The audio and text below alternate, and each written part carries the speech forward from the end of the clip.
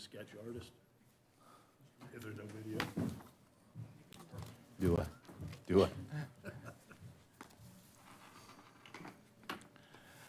Okay, I have been given the magical nod that we are going live. So I want to welcome you to tonight's meeting, October the 22nd. As some of you know, we were dark on October the 8th. So it's good to be back and great to have each of you here.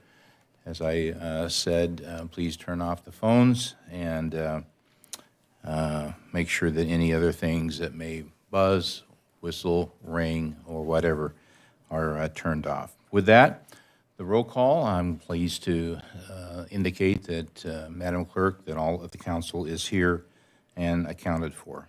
As we always do, we always start with prayer and leading the pledge. Tonight, Pastor Jim Miller from Real Life Church is here, and he will pray first, and then Kyle Johnson will come up and lead us in our pledge. So if you're able to, if you could stand, we would appreciate that. Thank you.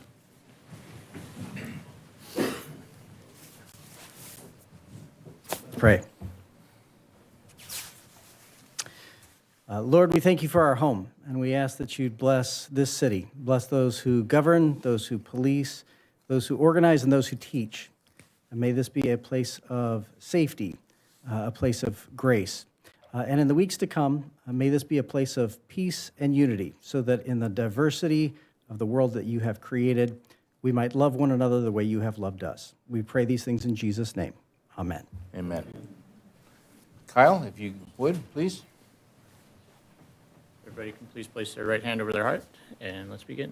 I pledge allegiance to the flag of the United States of America and to the republic for which it stands, one nation, under God, indivisible, with liberty and justice for all.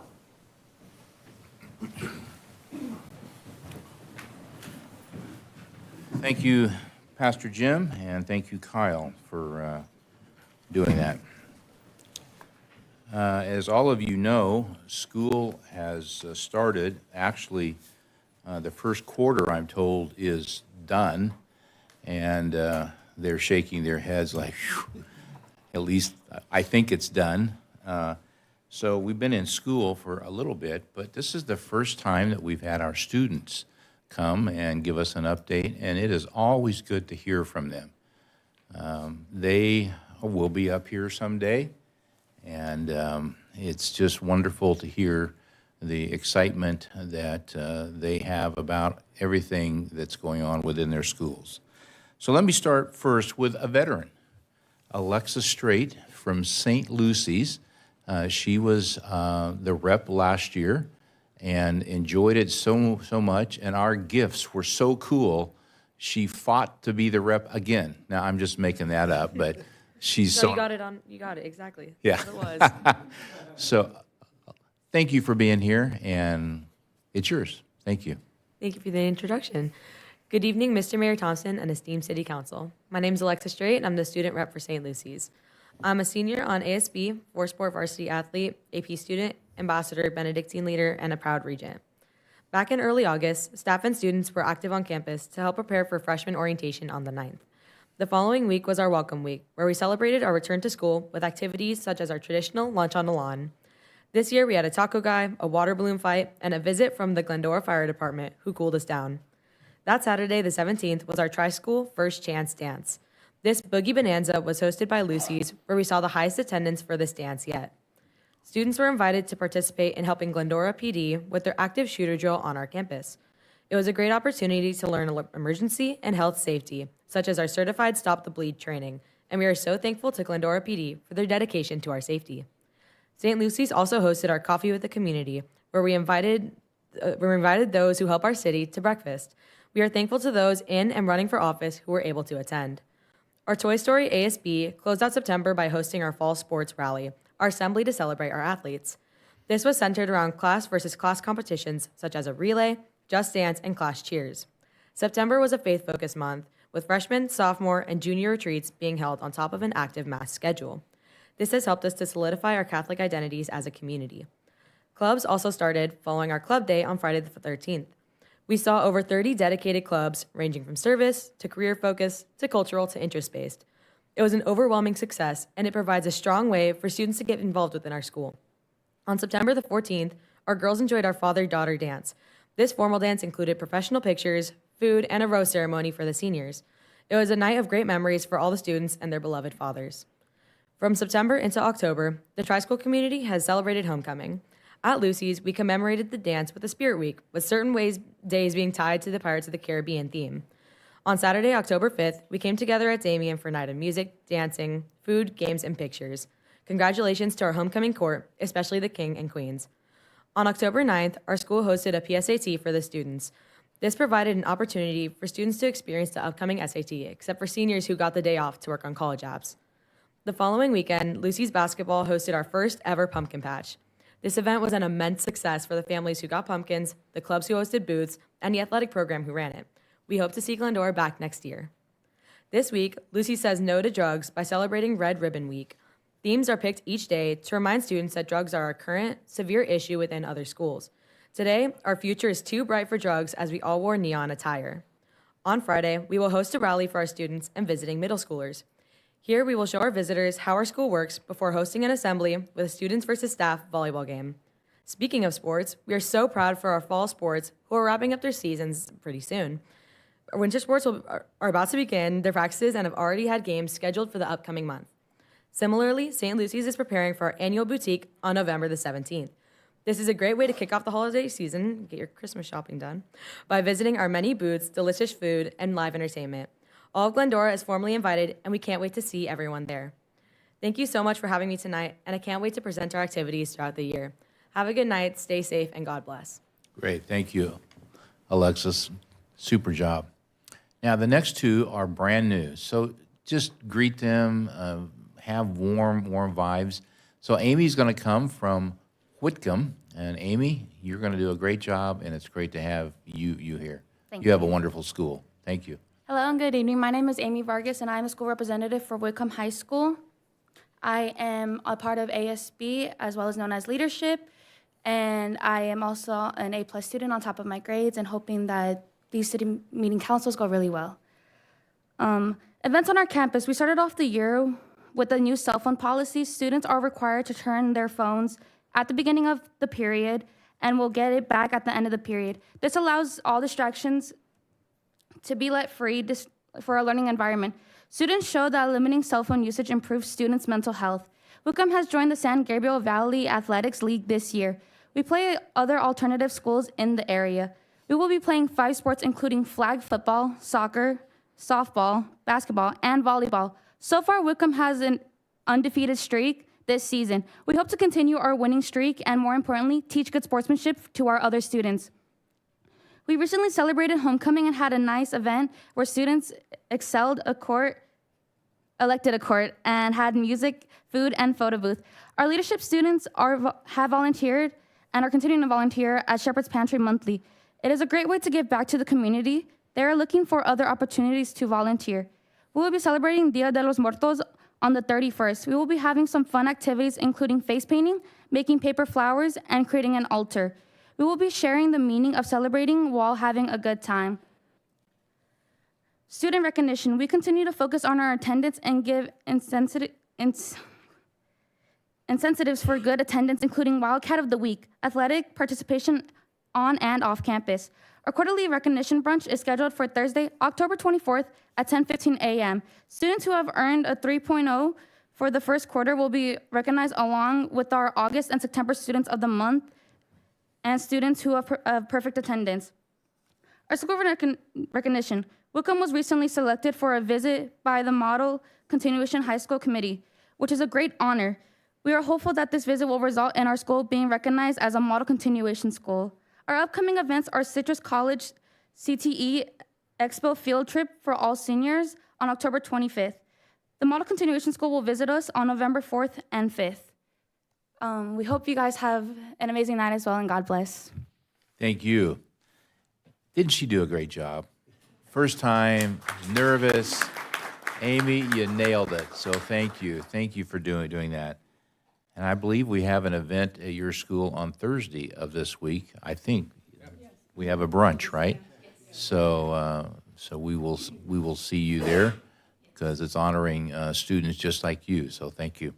Last but not least, from Charter Oak, Mitchell is here, and man, you are Mr. Everything there by everything that's on your Letterman jacket. So welcome, it's yours. It's good to be here. Thanks, Mitchell. Good evening, everyone. My name is Mitchell Gibbons, and I'm a member of the football and soccer teams at Charter Oak, and I'm also part of the Full IB program. Thank you for giving me the opportunity to share all of the amazing things that are happening at CO. So during the first week of October, we kicked off the month by demonstrating our school spirit with our first Spirit Week of the year. Within the same week, we also held our fall night rally, and the final result was celebrated by the senior class who won first place. The rally also revealed who the homecoming king and queen candidates were. Another Spirit Week is being held this week to commemorate and celebrate the week leading up to our homecoming dance. On Saturday, October 5th, the Black Student Union held their Black Excellence Career Expo, where students held the opportunity to come out and learn about different career paths from the lens of Black professionals. We had a successful pupil-free day for parent conferences on Monday, October 7th, and a parent college info night on Thursday, October 10th. On Friday, October 11th, we also held our annual youth sports and cheer night, along with the Crucial Catch football game, to promote cancer awareness, which was also the CIF televised football game of the week. Our fall sports update consists of football being currently 7-1. They're 3-0 in league, and they play for a league championship on senior night this Friday against Bonita. Girls volleyball is 15-15, and they came second in league. They play Lawndale this Thursday during the first round of CIF. Boys water polo is 4-14. Girls tennis is 2-10. Girls golf is 1-5, and girls flag football is 6-2, and they're playing in the first round of playoffs tonight at Schur. And lastly, for sports, boys and girls soccer tryouts started last week on Tuesday and will end this Thursday. Upcoming events include our homecoming football game this Friday and our homecoming dance this Saturday, October 26th, from 6:30 p.m. to 10:30 p.m. in Anaheim, California. And thank you, and that concludes my report. Great. Mitchell, thank you. And would all of us just give them a round of applause? Alexa and Amy and Mitchell, awesome job. Thank you. Now, you guys can stay. You probably get some extra points, but knowing that you probably have a paper to write or a test to work on, you're free to leave. Alexa, you know this. You can leave whenever you want, and you're not going to offend us. So, all right? Thank you. She said thank you. Okay.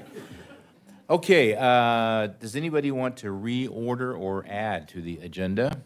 Hearing and seeing none, let's let the agenda stand. Public comment period is next. As most of you know, there is a time clock on the screen. We would like for you to stay within that allotted time period. Direct any of the statements that you have to me. Try to be folks of kindness and grace, but you are free to speak on anything. So with that, let's start off with Mr. Bob Moore. Bob, welcome.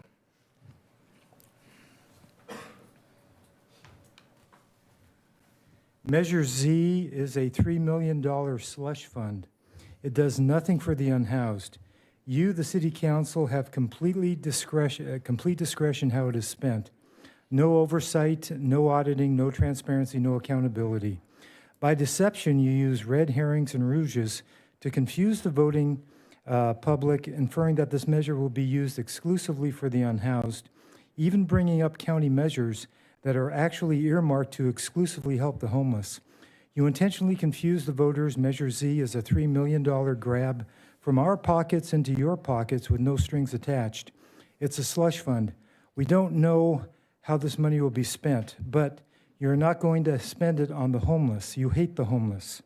The $373,000 part-time city attorney, in his analysis in the ballot, interchangeably uses the words homeless and public nuisance together. He strips the homeless of human identity. This is and dignity. This is hate speech. This is hate speech, and he should be fired for this immediately. He further amplifies public nuisance to include public safety and health and cleanliness. concerns, leaving the inference of homeless people to sewer rats. The $373,000 part-time city attorney is inciting violence against the unhoused in Glendora. May 7th, 2020, the very beginning of the pandemic, the county health director's order and World Health Organization's order was to shelter in place. You threw out the unhoused from the South Hills, having the Glendora police grab up all of their belongings, throwing them into Athens trash trucks. You spread a novel virus with no treatments at that time, no testing and no vaccines, and no immunities among us into this community, simply because you hate the homeless that much. These were crimes against humanity, and people directly died here in Glendora because of what you did. Sharon Green, 71 years old, disabled, single, elderly lady, thrown out by you into the streets from her apartment at the Heritage Oaks, living in a tent in the San Bernardino Mountains, was reinstated in lower court and on appeal, all paid for with our money, attempting to keep her out of her apartment. That's how much you hate the homeless. You gamed our election process by how this Measure Z was placed on the ballot, ensuring little to no public awareness. A special session on August 5th, a Monday instead of the usual Tuesday, and in the summer, knowing people are not paying full attention, and you would be in the dark. You would be dark the next week. You gave only 1 day for arguments to be submitted onto the ballot. 1 day, published in the Examiner, August 15th, closing on August 16th, with the city clerk's office. You gave all of your endorsements. You got all your endorsements for the measure and the city attorney's hate speech analysis on time. This was nefarious and manipulated. No council meeting in early October when mail ballot voting began. No opportunity during public comments like myself to inform the Glendora voters. Bob, Steered, thank you. manipulated. Your time's up. Thank This you. Measure Z, if please, this Thank you. Measure Z is a regressive tax on working families, low Bob, income, thank you. Your fixed time is income, up. disabled, elderly, Madam Clerk, and can you cut children. his mic off? Thank you. Even the middle class, it's a regressive tax. Thank you for your time. Thank you, Bob. All right, next is Joe Cena. Joe, welcome.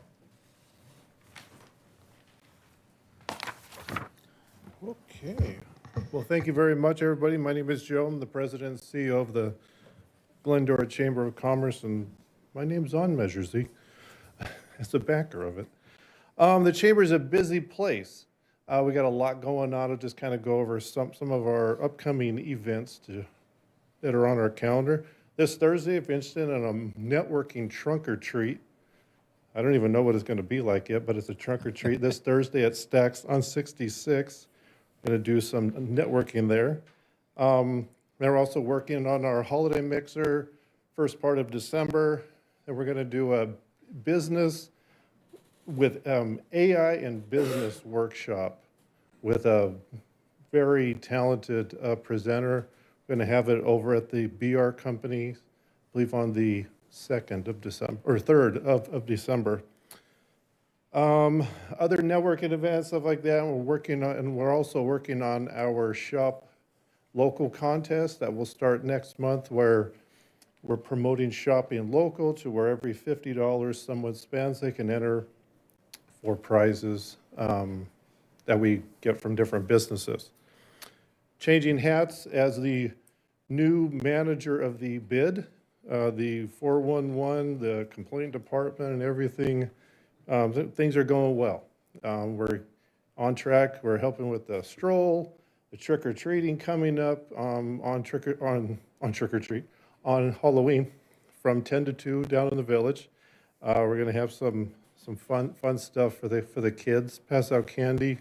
I got about 150 bags of candy in my conference room right now, so it'll be, and I haven't eaten any of it, I promise. And so that, and then we're also, well, first, before I go on, I'd like to thank the city staff and Southern California Edison. All the lights in the village have been cleaned and repaired and all this kind of stuff, so it's nice and bright and things look good. So really appreciate that partnership and being able to help in that facilitation. So I really appreciate it. Also, we're working on the Christmas parade. That's going to be December 14th, 9 a.m., starting at Bennett. We will have a flyover, but we'll keep them a little higher this year. And, but things will be good for that. So, yeah, there's a lot going on. And then before my time's up, I'm going to switch hats again. My sport this time of year is marching band. And the band had their first parade this past Saturday, swept first place in all divisions. They were beat by a band that was 2.5 times bigger than them.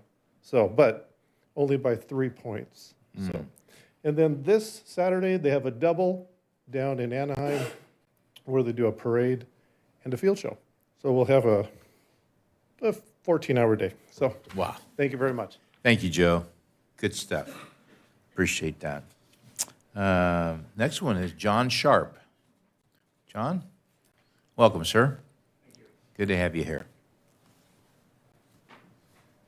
Feeling a little, what can I say, out of order with the weather.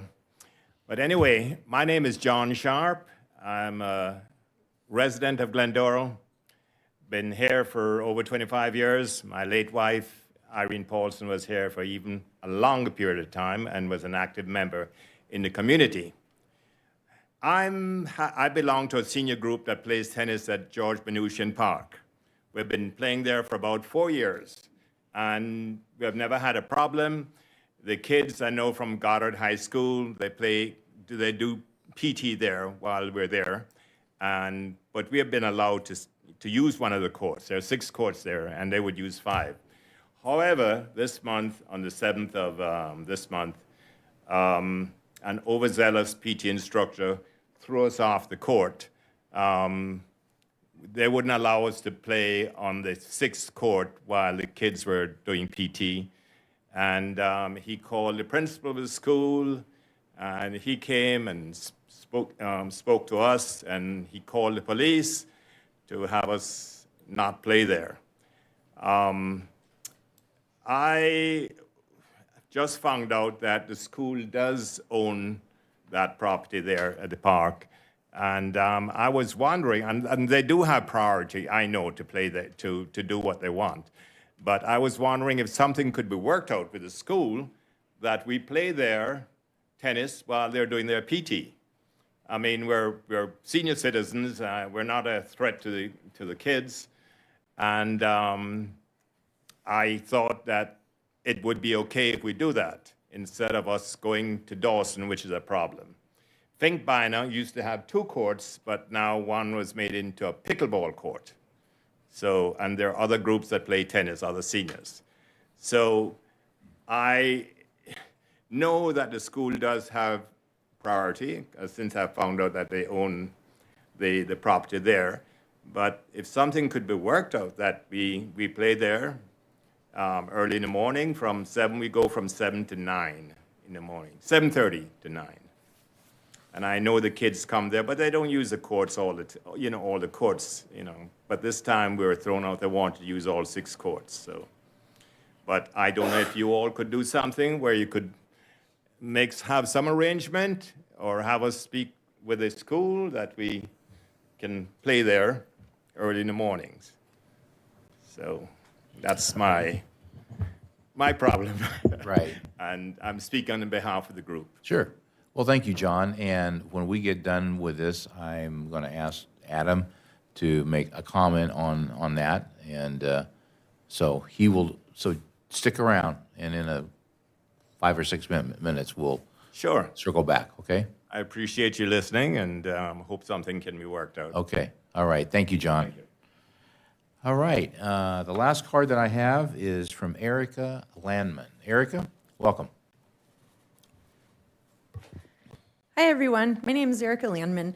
I wanted to say that I'm very sad that I'm not going to be able to bring my 64 Falcon to the trunk or treat at Stax on Thursday. The carburetor's down, but I would like to. It's getting rebuilt. So anyway, that's quick. But we'll be back. But I was wondering, how do we go about signing up in the future for that? Do we sign up or do we just show up? So I didn't know. Okay, I want to wish everybody a very happy Halloween, and I wanted to share some information that I learned about at the Glendora Public Library Board of Trustees meeting this last Monday. And linking back to the National Friends Foundation Week, I wanted to give a big shout out to the Glendora Public Library Friends Foundation for everything that they do, and what a huge successful night on the plaza they had and everything. They're doing amazing. But I wanted to mention a very cool, fun thing in honor of Halloween that maybe people would be interested in checking out. They helped fund the Clio app, and it includes a historical tour of Glendora on the Clio app, but it also includes a haunted tour. And so there are 9 spots, and starts with the number 1 spot is the Glendora Country Club. After that, sorry, I don't remember offhand other spots. But I just wanted to share that information, and just to remind people to make sure that they vote prior to, by November 5th. So, thank you. Erica, thank you. That is all of the cards I have. Is there anybody else here that would like to speak that maybe didn't get a card in? I don't want to cut you off. Okay, hearing and seeing none, we will close the public comment period. Joe is the guy that, Erica, I've probably asked him the question about trunk or treat and how to sign up, so we took care of that. And I'm sure that anybody else that would like to know that, the Chamber website would probably have that on there. So, and Adam, would you help to enlighten John on the request for seniors that are active and want to play some tennis? I Sure. think that's an awesome thing, especially at 7:30. So that's good. And maybe you can convince the mayor to go out there with you guys. Yeah, man. Evening, John. It's good to see you here instead of the senior center for a change. But the short answer is I'm not entirely sure. We were having a text conversation, and we were pointing out while the courts are enclosed, the school district has taken an approach when students are present to not let the public in on those. It's hard to say one group is good and one group isn't good. So I imagine there's some issues there. But we will follow up with the school district. We have a number of items that we're working with them now that we've taken over a lot of their field use and some maintenance. So we will follow up. I'll get your contact information and we'll be in touch. But I'm looking at Moises here, and I know John's in the back listening. And so we will find out for you when the appropriate time is. All right.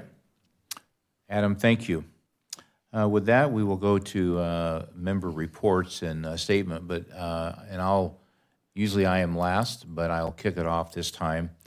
As some of you might know, Karen and David and I were honored to go to MOCA. That's our city that has been sister city for 40 plus years. And we went there, and that's why we were not back here and met on October the 8th.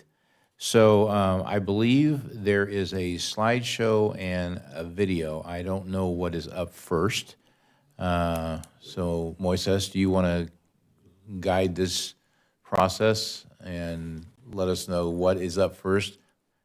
The video would probably be good to show that first, if we could, because then that will, pardon? We will do the slideshow first. Oh, the slideshow first? Okay, let's do the slideshow first. So that is a parade, and MOCA's mayor is on the left. The first gal in is the president, or what we would call mayor, of a section of Australia.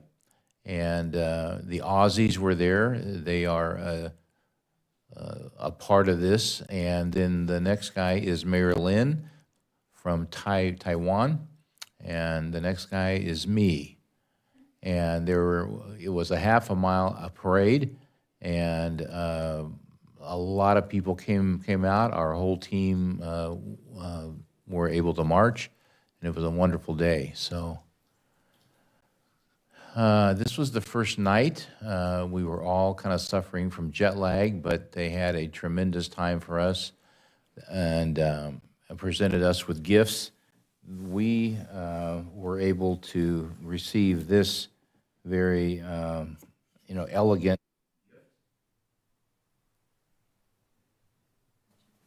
Sorry, I just cut off myself, which is, for some people, that's probably good. But this is a beautiful doll, and we gave them a beautiful clock so that they would think of us every time they looked at that. So this was the gift, and we were all there and had a wonderful night. All right, we already saw that one. This was part of the that night where they celebrated us, and then up on the upper left-hand corner are the names of each of the cities and the amount of miles from Mocha to here. And we unveiled that. That is brand new at City Hall. And we all wore white gloves as we pulled the rope. They really do things up right there. So that was a fun thing. You can just keep going. I think if you go back to that slide for a minute, I want the folks in the back to take note of that photo in the lower left-hand corner. That is their police department band. Yes. And I believe that maybe that was the captain leading it. So maybe you go. lateral assignment there. There you go. Thank you, Karen. And please, jump in here.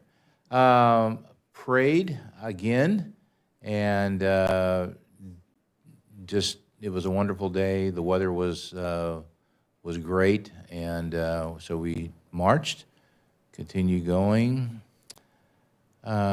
We visited a very special and shrine. It's many years old, and the Aussies and ourselves did that tour, and so this is a group shot of them. If you've ever been around them, you will know that Australians are energized. They love life, and they love to yell Aussie, Aussie, Aussie, oh, oh, oh. So we had enough of that. We tried to come up with one of our own cheers, but we never could get it off the ground. But they are wonderful folks, so it was great to be with them. That's a picture of the shrine, elegant. It's hundreds of years old. This was the middle school, as some of you know. For 40 years, we've had exchanges going back and forth with students. Karen's girls were a part of that, as maybe some of your kids were. And so some of us were able to go to both of those schools and see them and tour and see what they learned and how they learned, and it was a wonderful day there. The strawberries is really something that Mocha is known for. They grow 7 tons of those every year, and they sell those throughout all parts of Asia, and so it's really good. This was just a snapshot of some of those days that we spent there. We were at City Hall, and of course, had a picture there.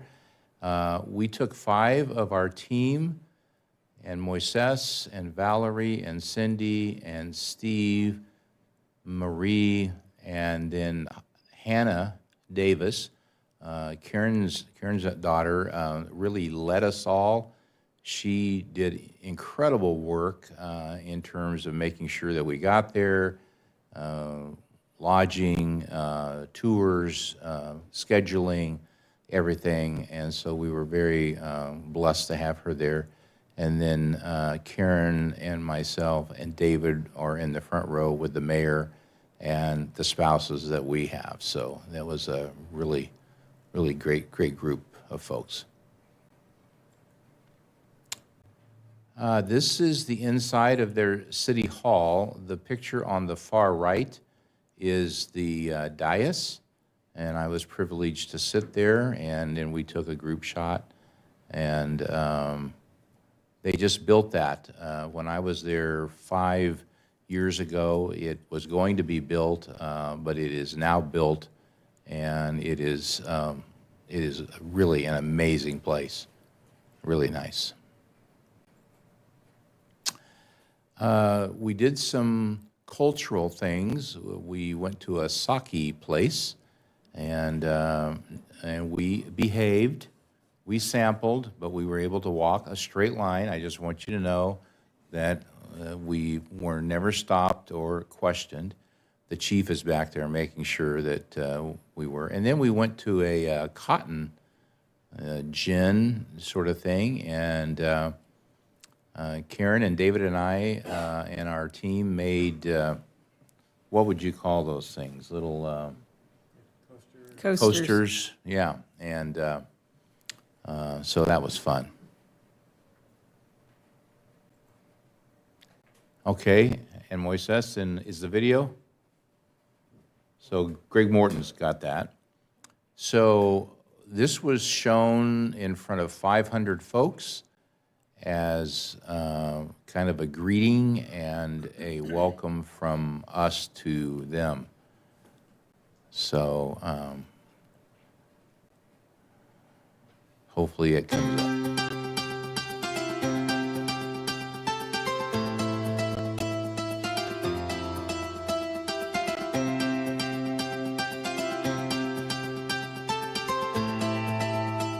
Greetings, Mocha. The friends from Glendora wish you a happy anniversary. Thank you for having us as your guests, and congratulations again on your anniversary.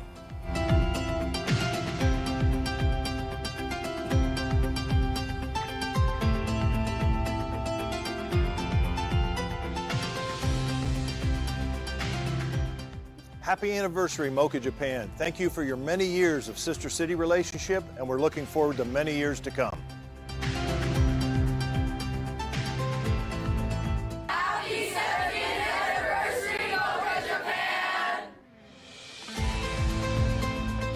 Happy anniversary, Mocha Japan. We are so happy to have you on our team.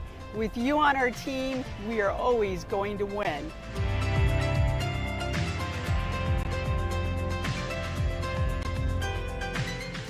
Happy anniversary, Mocha. I won't be there with you to celebrate, but I will be celebrating with you here in Glendora. Happy 70th anniversary, Mocha Japan! Hello, Mocha. My name's Adam Raymond, City Manager of Glendora. Congratulations on your 70th anniversary as a city. We look forward to many more years of celebration and collaboration. Congratulations again.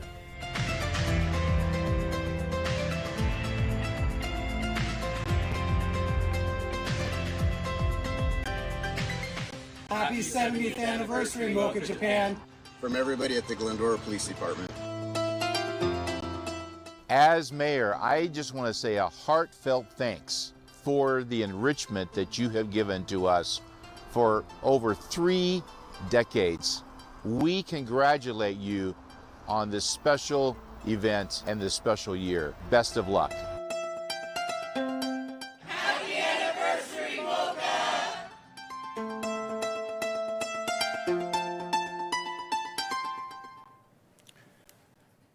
So that was played because most of you here have not seen that. The staff that went saw it, and but Gary has not seen it. Michael has not seen it, so they wanted to see it. And so I think that was very well done, and so thank you. Lastly, I'd just like to share that the mayor's got this. It's a yukata, and what makes this really special is on the right collar is our name in Japanese. Now, you know, if I had to print that, it would say something probably not good, but because I can hardly write. But that's our name, and then Mocha is right here on the left, and that's how Mocha looks in Japanese. So it was very fun to wear this, and the parade is what you saw this in, and the first night when we did some other things. So it was just really a great trip. And what made it really good is the interaction that especially staff had, the council had with people that do the jobs that we all do. And we spent many hours with them talking about how they do their job, how we do ours. And it's just a good exchange, enrichment of knowledge. And so we enjoyed that. Our days were long. Our days would usually start at 8 o'clock and not end till 9 or 9:30.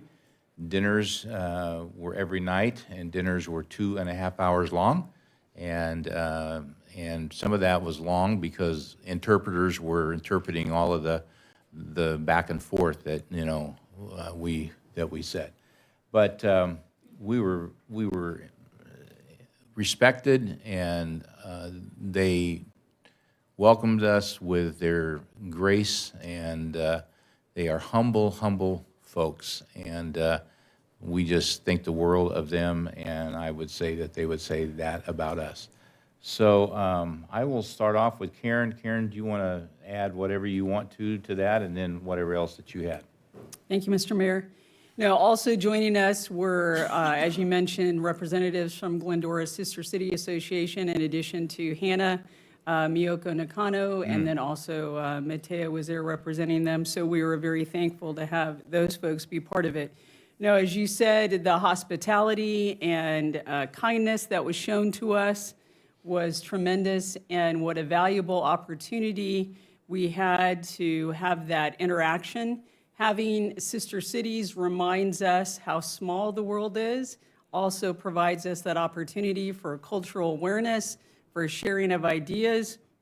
And I know that you had mentioned some ideas for future involvement, and I know one of those is a business exchange. So I know that Mr. Sina will probably be part of that conversation, that they would be looking forward to sharing some of their great strawberry products here, and we could see what we want to send from the city of Glendora.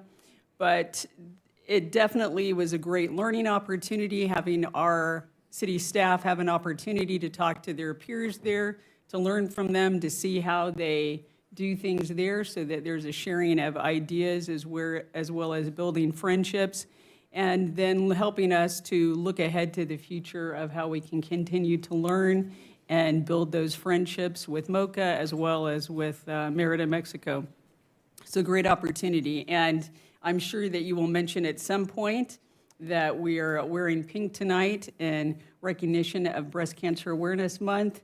And for all the women out there, just a reminder to get those checkups, and for the men out there to tell the women that you care about to get their checkups.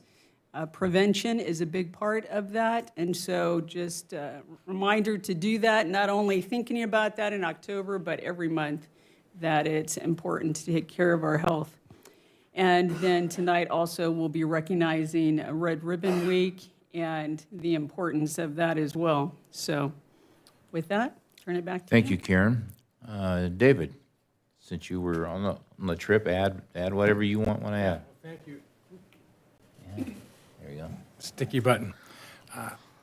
Thank you, and to echo, I would clearly like to recognize the amazing work of all of the city staff, our Sister City Association.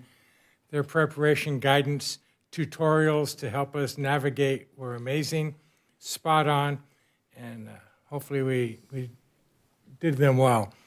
The recent trip was extremely comfortable and educational. They were very humbly welcoming us. It seemed like our hosts were so gracious, they couldn't do enough, but really they were over the top all the time.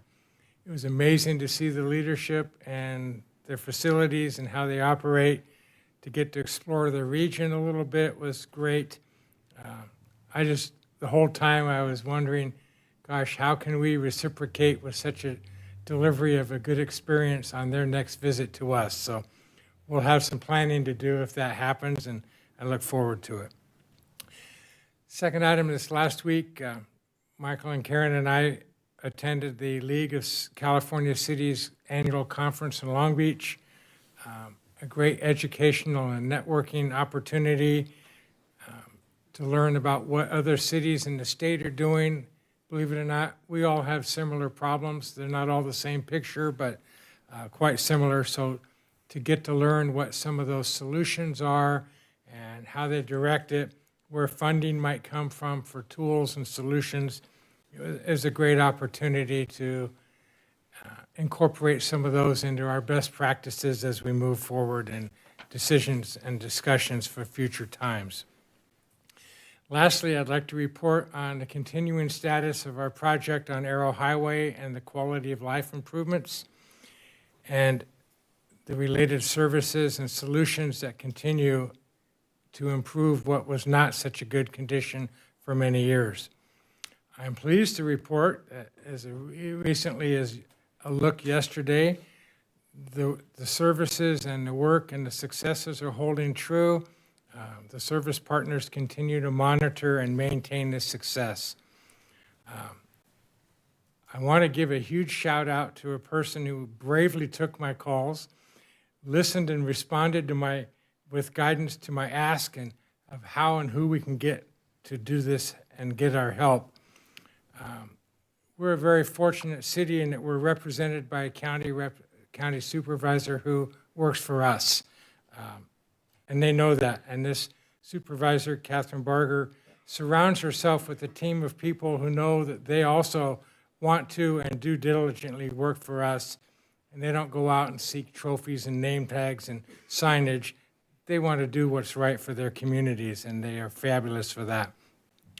Within Catherine's team, her District 5 East San Gabriel Valley Field Director, Vicki Paul, was the person that I kept reaching out and pressing and asking for help. And Vicki was extremely patient, diligent, very resourceful in helping navigate those resources over a long period of time, while I was not always so patient, and Vicki was kind enough to continue to work through that with unrelenting effort and resource. So for that, Vicki, if you're watching or if you see this, thank you very much from all of us in Glendora. Without your help and diligence, we would not have had the success. The neat thing is they do know who they work for. They work for us, and they'll answer the phone. She even answered my phone today again, so she's a great soul. So if you need something, don't be afraid to reach out. They will help us, and they're on our team. So thank you, Vicki, and thank you, Catherine Barger, our supervisor. Thank you, Mr. Mayor. David, thank you. Gary? Okay, well, while you guys were traveling the world, we had some stuff going on here in town, so. We appreciate you being here for that. But for those of you, the last couple of weeks, we had the homecoming parade, the world's shortest parade downtown in the village. We start at Bennett, we end at Foothill, but it's always a lot of fun every year to see how inventive the kids come up with different ideas for the float. But their theme this year was New York, and it was interesting to see the Statue of Liberty going down Glendora Avenue. And then last week we had, we do the Movies in the Park every summer, and the Community Services Department, in cooperation with the Rotary Club, sponsors the movie. We had the Halloween movie just last week, and so we've extended it out, and keep your eye out because there's actually going to be another movie for the holidays. So as we get closer to Christmas, we're going to have another movie in the park. We might have to bundle up a little bit for that one. So, but at least it won't be starting at 9 o'clock at night. Upcoming, we have a few things just around the corner. Saturday night is the Halloween Carnival over at Finkbeiner Park. Starts at 5 o'clock, goes from 5 to about 8. If you have been there, it's always a lot of fun. There's a lot of things going on, rides and gifts and games to play and everything. That'll be going on Friday night. Next Thursday is the annual Halloween walk in the village that we typically have about 3,000 kids down in the village doing trick-or-treating. It's a great time, and it's always interesting to see how everybody dresses up. And then right after that, coming up a week from Saturday, is our Trail Days. And we're going to be down at South Hills Park because of the, typically this time of year it would be up at Big Dalton, but because of the bridge fire, we're doing double duty down at South Hills this year. So it'll be at South Hills Park. If going to get a little bit dirty, be at South Hills Park Saturday, November 2nd at 8 o'clock in the morning. That's it. Thanks. All right. Thank you, Gary. Michael? Thank you, Mendel. Adam, can you please just give just a quick update on where we're at in the process on the Dale property with the permanent supportive housing and the transitional, where you're at in the planning process? Sure. Happy to. So on your agenda in November will be a completion of the abatement and clearance of the property on Dale. So the city council provided staff direction for a two-part project. One would be a permanent supportive housing component with the type of services and individuals that would be selected to live there to be determined at a later date. And the second piece would be for an interim housing or a short-term housing solution up to a number of beds as economically feasible. The city staff is engaging potential partners on the permanent supportive housing first, and probably look forward to come back to council first in closed session on any property-related matters by the end of this year, and look forward at next steps probably early 2025. Great, thank you for that. So on July 9th, the City Council approved a motion for the city to submit a resolution to the League of California Cities. And the steps that had to be taken for that to happen were to submit the proposal and for the League of California Cities to accept it. And then it has to go through an approval process with the policy, one of the policy committees. Prior to that, the Los Angeles Division actually approved our resolution from a standpoint of recommending it to the policy committee. And then on the 3rd of October, they went ahead and approved the policy committee after about an hour and a half of debate and a little bit of edits, approved it by 84% of the members, which was pretty huge. And then we went to Dave and I and Karen went to, as mentioned earlier, to the League of California Cities for 3 days from the 16th through the 18th. And part of that is on the Thursday, the 17th, was the resolution committee. And they're basically, if you want to think about the policy committee as Congress and the resolution committee as the Senate, if you will, they're a higher body. And if approved by them, it would have gone on the consent calendar for the General Assembly the next day. And that was about 2 hours that the city had to defend this resolution. And it was quite intense at times, but we ended up getting a 74% approval rate for that, which means it went on the consent calendar.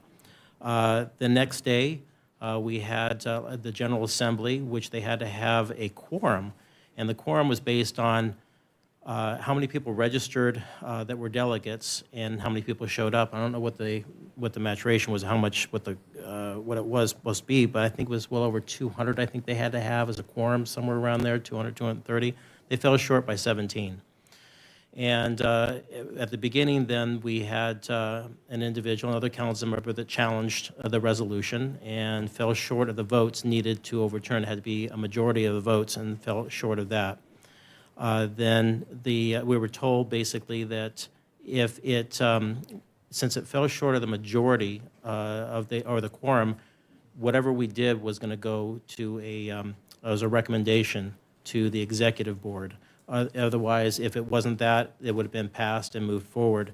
And Karen did a great job. She went out there, she stood on her chair and yelled and screamed and said yes, not really on the chair, but and it was really overwhelming as far as the voice vote on that. They ended up doing a manual vote as well, but it was really well done. So the issue is going to be the first week of December. The executive board is going to be meeting in Napa Valley. I think it's the 6th or the 5th or the 6th of December, and they're going to be hopefully discussing this and seeing if they're going to approve it. So what was finally approved, and it wasn't much different from what was approved on the 9th of July, the California State Legislature shall not enact and the governor shall not approve any law or regulation that applies solely to elected officials of California cities and counties unless such law or regulation also applies equally to members of the California State Assembly and Senate after a reconciliation process has been completed. The prohibitions shall not apply to laws or regulations affecting the inherent powers of the legislative branch to adopt matters of statewide concern within the meaning of Section 5 of Article 6 of the California Constitution. So there's only two things that were actually changed from, the original one was the last section actually identifying the sections in the Constitution, the California Constitution, and the reconciliation process, because they have some of their own rules and laws they have to follow, so they have to be reconciled to go forward.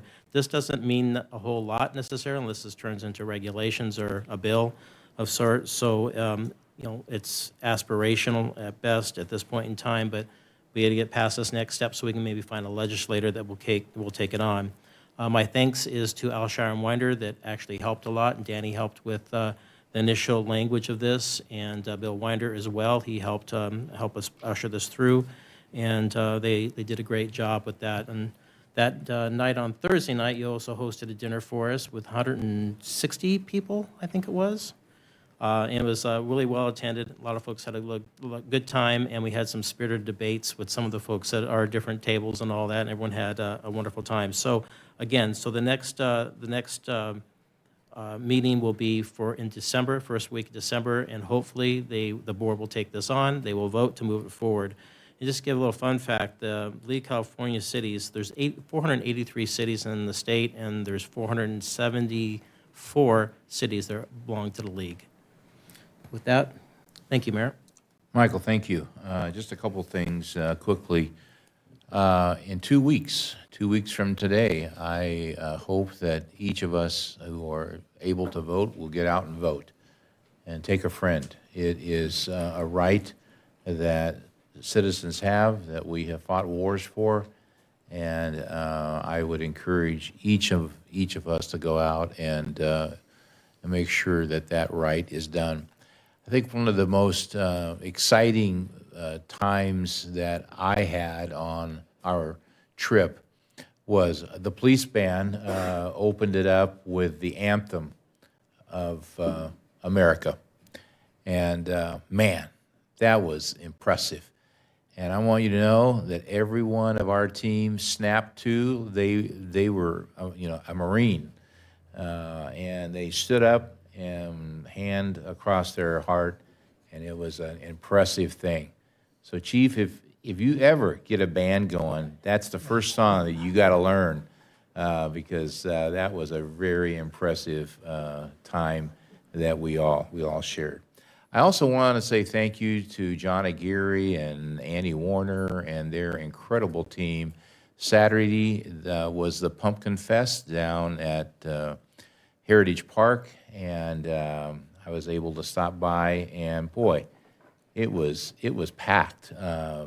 Pumpkins and all kinds of crafts and everything going on. It was a beautiful day, and so I just want to say thank you to our team. Public came out and enjoyed just a wonderful day of meeting friends and making new friends and getting in the spirit. And so, John, thank you, and make sure that your team knows that it was a wonderful, day. So I think with that, Adam, anything that you want to add? No, thank you. Just a brief moment. They were doing the high school updates today, and I realized as I was squinting to see that these people graduated more than a quarter century after I will. So that was an interesting realization that's sitting here, but so I'm squinting to see. So they're giving me a hard time back there. So. They're giving you a hard time. Does that mean you're feeling old? Very, yes. I was at a swim meet on Saturday, and the lady I was sitting next to, some gal said, "Well, did you graduate?" And yeah, well, we're old. We graduated in '92. And I looked at her, I go, "Sweetheart, you are young. I graduated from college in '76. And she looked at me like, "Wow, you are old." So yeah, it's all a perspective. So the cool thing about that was the tassel was red, white, and blue because of '76. So Danny, you probably weren't even born in '76, so no. So you don't even remember what that tassel meant. So after the meeting, I'll you've read about it in history books. Okay. Speaking of Danny, do you have anything to add? Nothing, Mayor. Just appreciate the comments, Councilmember Alawas, and it was great hosting you and Councilmember Friedendahl at our annual league dinner, and look forward to it again in the future. Great, thank you. Okay, let's move on. Tonight, we're going to honor some wonderful groups. And as you can see up there, the first one we're going to honor are the Friends of the Library, the foundation, and proclaim that October the 20th through the 25th is their week. And, well, they do so much for us. So I've asked Gary to read what we have for them, and I know that Maggie Laura is here, Janet Stone is here, some of their board is here, so we're going to read some good stuff about the work that you guys do, and then we're going to have you come up and pose for a picture for the legacy of all of the history that you have. So, Gary? Well, I've got to start with the comment that I was recently at an event where a young person was giving a presentation, and they used the phrase "around the turn of the century." And all of a sudden, I realized they did not mean the 1900. Anyway, welcome everybody from the Friends Foundation. So, the proclamation, Friends of the Library Week. So, whereas the Glendora Public Library Friends Foundation raises money that helps our library support community aspirations, providing the resources for group experiences, much-needed equipment, summer reading, and year-round discovery. And whereas the work of the foundation highlights the inestimable value of Glendora's library services and the possibilities they deliver, the doors to knowledge and the imagination they offer, the comfort and inspiration they provide, and the support they share. And whereas the foundation understands the critical importance of the well-funded libraries and advocates to ensure that our library gets the resources it needs to provide a wide variety of services to all ages, whether on-site or online, including organized, equitable, enduring, and expert access to the world of ideas. And whereas the foundation's gift of their time and commitment to the library is an investment in community resilience, and it sets an example for all in how volunteerism leads to a positive civic engagement and the betterment of our community. And now therefore be it resolved that we, the City Council of the City of Glendora, do hereby proclaim October 20th through the 26th, 2024 as Friends of Libraries Week. We encourage all residents to join with the Friends Foundation in enriching the community through library services and to express our community's gratitude for all the foundation does to make Glendora and its library even better. In witness whereof, our mayor has hereunto set forth his hand and caused the seal of the City of Glendora to be affixed this 22nd day of October 2024. And here to accept the proclamation, we got the Friends Foundation Executive Director, Maggie Laura, and board members Delora Gonzalez and Tricia Gomer. If you guys could step up.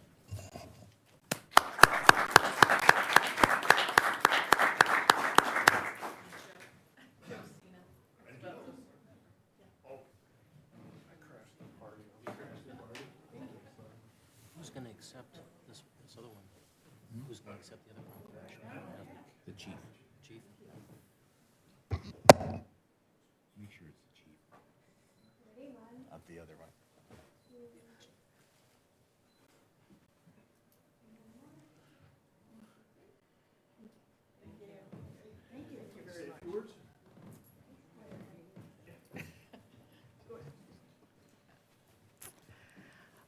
We're a proud partner with the city, and we appreciate this form of recognition for the work that the foundation does. But really, we represent the donations and the support of the general community. It's really with their support we're able to contribute to the programs and services of the library.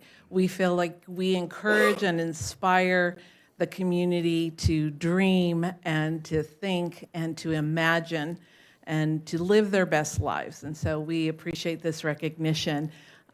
Our group really started in the 60s with a few library supporters and then evolved into the foundation in the 90s. And so the Friends Foundation is celebrating its 30th year in this year. And so we thank you for this opportunity to partner with the city and for the support that you've given us as well.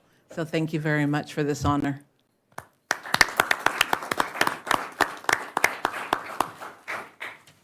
And I have to note, only the library would give me a proclamation to read with the word inestimable. I'm assuming you did that, Janet. Yeah. Yeah, thank you. That's a Janet Stone word. Well, thank you. Thank you, and we are blessed by all that you do, and you are part of the best that our city has. So thank you for being here and for the amazing work that you do. The next group that we want to, or group, but really the theme is Red Ribbon Week, and we want to indicate that the 23rd through the 31st is Red Ribbon Week, and Michael's going to read that, and accepting that will be our chief. And all of you are welcome to come up. Even Sugar is welcome to come up if you want. But this is a really important week because we want to make sure that the scourge of addiction, of alcohol and drugs are curbed and hopefully one day stopped. And so this is part of our attempt to educate and enlighten. And so, Michael, thank you for accepting the task to read this and honor them. Thank you, Mendel, and echo all of your comments and words. Well, very appropriate. Red Ribbon Week. Whereas alcohol and other drug abuse in the nation has reached epidemic stages, and whereas it's imperative that viable, unified prevention education efforts by community members by launching to eliminate the demand for drugs, and whereas a national family partnership is sponsoring the National Red Ribbon Campaign, offering citizens the opportunity to demonstrate their commitment to drug-free lifestyles and no use of drugs, no illegal use of legal drugs, and whereas the Red Ribbon Campaign will be celebrated in every community in America during the Red Ribbon Week, October 23rd through the 31st, and whereas business, government, parents, law enforcement, media, medical, religious institutions, schools, seniors, citizens, service organizations, and youth will demonstrate their commitment to healthy, drug-free lifestyles by wearing and displaying red ribbon during the week-long campaign. And whereas the theme for Red Ribbon Week is Life is a Movie, Film Drug-Free. Whereas the City of Glendora further commits to resources to ensure the success of Red Ribbon Campaign. Therefore, we, the City of Glendora, do hereby proclaim the week of October 23rd through the 31st, 2024 as Red Ribbon Week, and encourages everyone to participate in drug prevention education activities, not only during Red Ribbon Week, but throughout the year, making a viable statement that we strongly commit to a drug-free community. In witness thereof, the mayor has set hereunto his hand and caused the seal of the City of Glendora to be affixed this 22nd day of October 2024. Chief?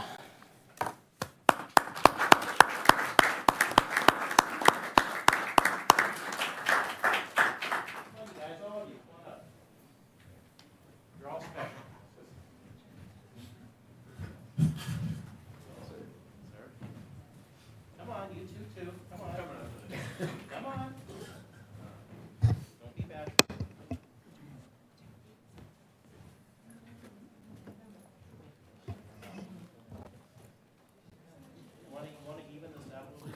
Look at Sugar, you sitting there. Where's my tree? Where's my tree? Yeah, where's my tree?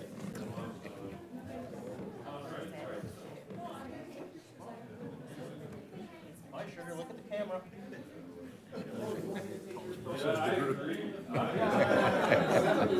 Yeah. Shelly, come on, let's go. No hiding back there. No, just going under.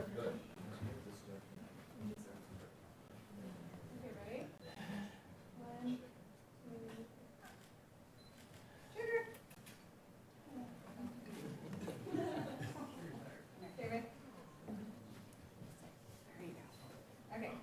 Sugar. 1, 2, 3.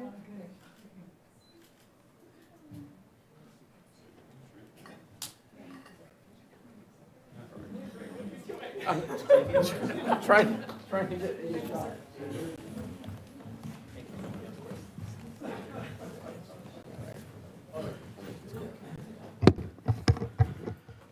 Well, thank you so much. We really appreciate it. But the fact of the matter is, I don't get out much. I get stuck in the office. So I brought somebody out here that is really out on the front lines every day and making a difference in our community. And I'll talk a little bit more about him in the next presentation, but to accept this award will be our brand new SRO, Officer Albert Argueta.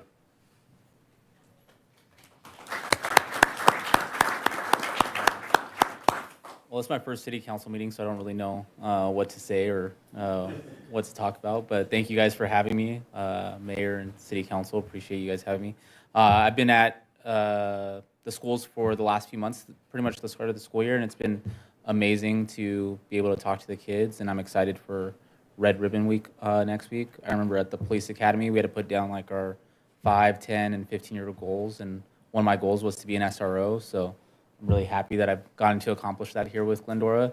Get to kind of check that off my list, thanks to the chief. But yeah, it's been amazing. So just want to say thank you. All right. Thank you, sir.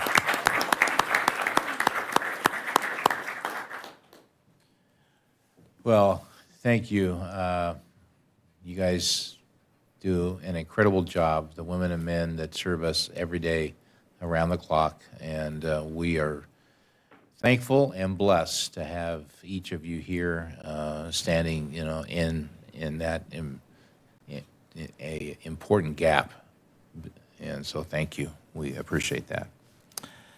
All right, we're going to celebrate an award that we got. We didn't know we were going to get this award. It's a coveted one. The 3CMA Savvy. And to speak about this is Mr. Greg Morton, and Lindsay McNeil is here. She's a part of the team, and Greg is going to tell us a little bit about what this award is and the people that are here that are going to explain what we got. Greg? Craig Gill is in the back too. I'd like to mention that Craig, he's a valuable member of the team as well. I'd like to ask Bailey Akins and Molly Schellinger to join me. It's my privilege to welcome Bailey and Molly back to Glendora. I'm sure you'll remember these ladies are part of the incredible team from JPW Communications, led by Jenny Wendell, that took expert care in guiding us through our city rebrand. Their focus, creativity, and incredibly collaborative spirit made what for many is a difficult process, for us was really an insightful, creative, and ultimately rewarding experience for me and my team. I think all city stakeholders would agree. And tonight, they bring more great news. Ladies?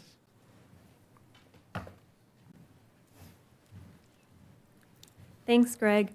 As mentioned, I'm Molly Schellinger, and this is my colleague Bailey Akins, and we're here representing JPW Communications, an agency serving public sector clients like the City of Glendora. Today, we'll share our experience on the rebrand project we embarked on with the city staff earlier this year and the fruits of that hard work. Branding projects demand exhaustive research and the courage to explore new creative avenues, and throughout this project, we were struck by city staff's openness to change and their incisive feedback. Their commitment led to a brand that today reflects the authentic spirit of your community, and it was an honor to be a part of that collaboration. With that, I'm going to pass it to Bailey to expand on this project's highlights and exciting outcome. Hello. I stood before this council earlier this year to share the progress of the city rebrand that we collaborated on with your city staff, a rebrand that you ultimately approved. Our agency has worked on many city rebrands, and they are mine and Molly's personal favorite projects to work on. But this project was truly a special experience. It took no time at all to see why residents love Glendora and stay for generations. The city charmed us from the start. What sets this city rebrand apart from so many others was the incredible opportunity and history that already existed within the fabric of the community, coupled with the city staff and council who were all ready to embrace change. The city staff remained dedicated to the process and kept an open mind, even when we challenged them to push creative boundaries. For a process this smooth, a brand this creative, and a city this special, we knew it deserved recognition beyond its immediate sphere of influence. 3CMA is the City, County Communications and Marketing Association, and their prestigious Savvy Awards have represented the best in government communications for more than 30 years. It is my absolute pleasure to share that at the 2024 conference in Arlington, Texas, the City of Glendora received the Savvy Award for its new brand. This year's competition had an unprecedented number of entries from across the entire nation, more than 1,000 plus in total, so the city should feel very proud of the accomplishment. I also wanted to share a few words from the judges' comments on the brand submission. The research and background information provided to explain the new branding is fabulous. The font and color choices seem to be a perfect fit for this community. They appeal to both residents and outsiders like myself. The graphic design strikes a balance between masculine and feminine, appealing to a broad audience while having a fresh and dynamic feel. Really well done. It's very special to me, Molly, and JPW to present this award to City Council, and I'd just like to reiterate how deserving Glendora staff are of this award. A special thank you to Greg Morton, Lindsay McNeil, Adam Raymond, Moises Lopez, Kathleen Sussman, Craig Gill, and Marie Ritchie, who were all wonderful to work with and whose input and guidance made this project a huge success. Congratulations to the City of Glendora for a job well done and a very well-deserved national recognition. Thank you. Thank you. Hardware for you all. There it is. This is yours. Michael, could you Your award to get keep. my shirt? And so, just so you'll know, this is the shirt. This is the shirt that we got to wear to MoCA, and to show you how much this brand was like. The Aussies wanted our shirts. We almost had like World War III because they wanted to take our shirts home. But the city is such a steward of every nickel and dime that we have. We only got one shirt. So it would not have been a pretty sight for us to give our shirts up. But they wanted this shirt, and then we do have hats that, I love it. are going to be out there. Someday it'll be up on the website, and you can buy this swag. And so this will complement the award that you were kind enough to be there to accept and make us look really, really good. So thank you. Thank you. Greg, any closing thoughts? I just wanted to say, again, thanks to the whole team. It was a collaborative effort, really was a team effort. But I want to say, especially Molly is the designer on this project. And I'll say that she was probably challenged the most throughout the process because we kept asking her to do more. And we had high expectations, and every time we asked her to do more, she kept exceeding those expectations. So the whole team kept driving, the whole JPW team kept driving the whole Glendora team to look deeper and really kind of come up with something that we think is going to last a long time. I think we've accomplished that in no small part at all to Molly's work. So I just want to say thanks to Molly specifically, but to the entire team. I'm really proud of this this award. I hope the council is as well. Thank you. Thank you. And we also have these stickers that can go on any sort of water bottle or mug or I anything appreciate the October pink. Thank that you you. have. Or a bus. We won't talk about what David did. You know, he was overseas and he just, I don't know. But there are buses in Japan this very day that have the seal of Glendora affixed to the door. That's awesome. So anybody that's on the bus. So- Mr. Mayor, I'd like to invite you and the rest of the council for a picture. Yes, sure.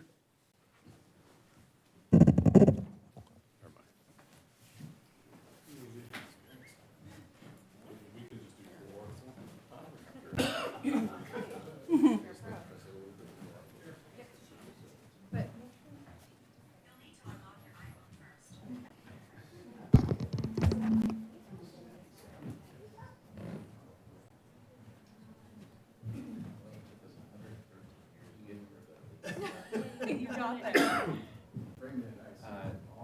Let's move to the left. Yes. That's an internal joke.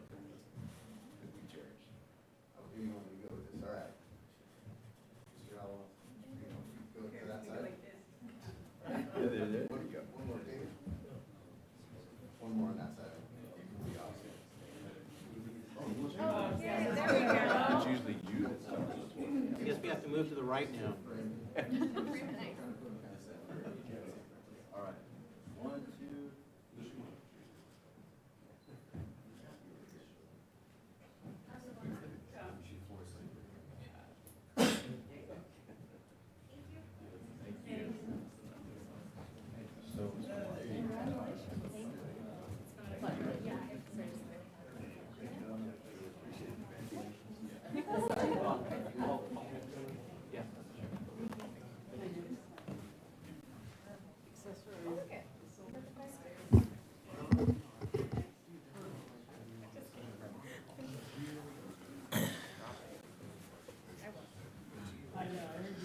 I was telling them that it only took us 113 years to get a logo like this, and the first year that we did it, we won a national prize. So great job, ladies, and to our entire team.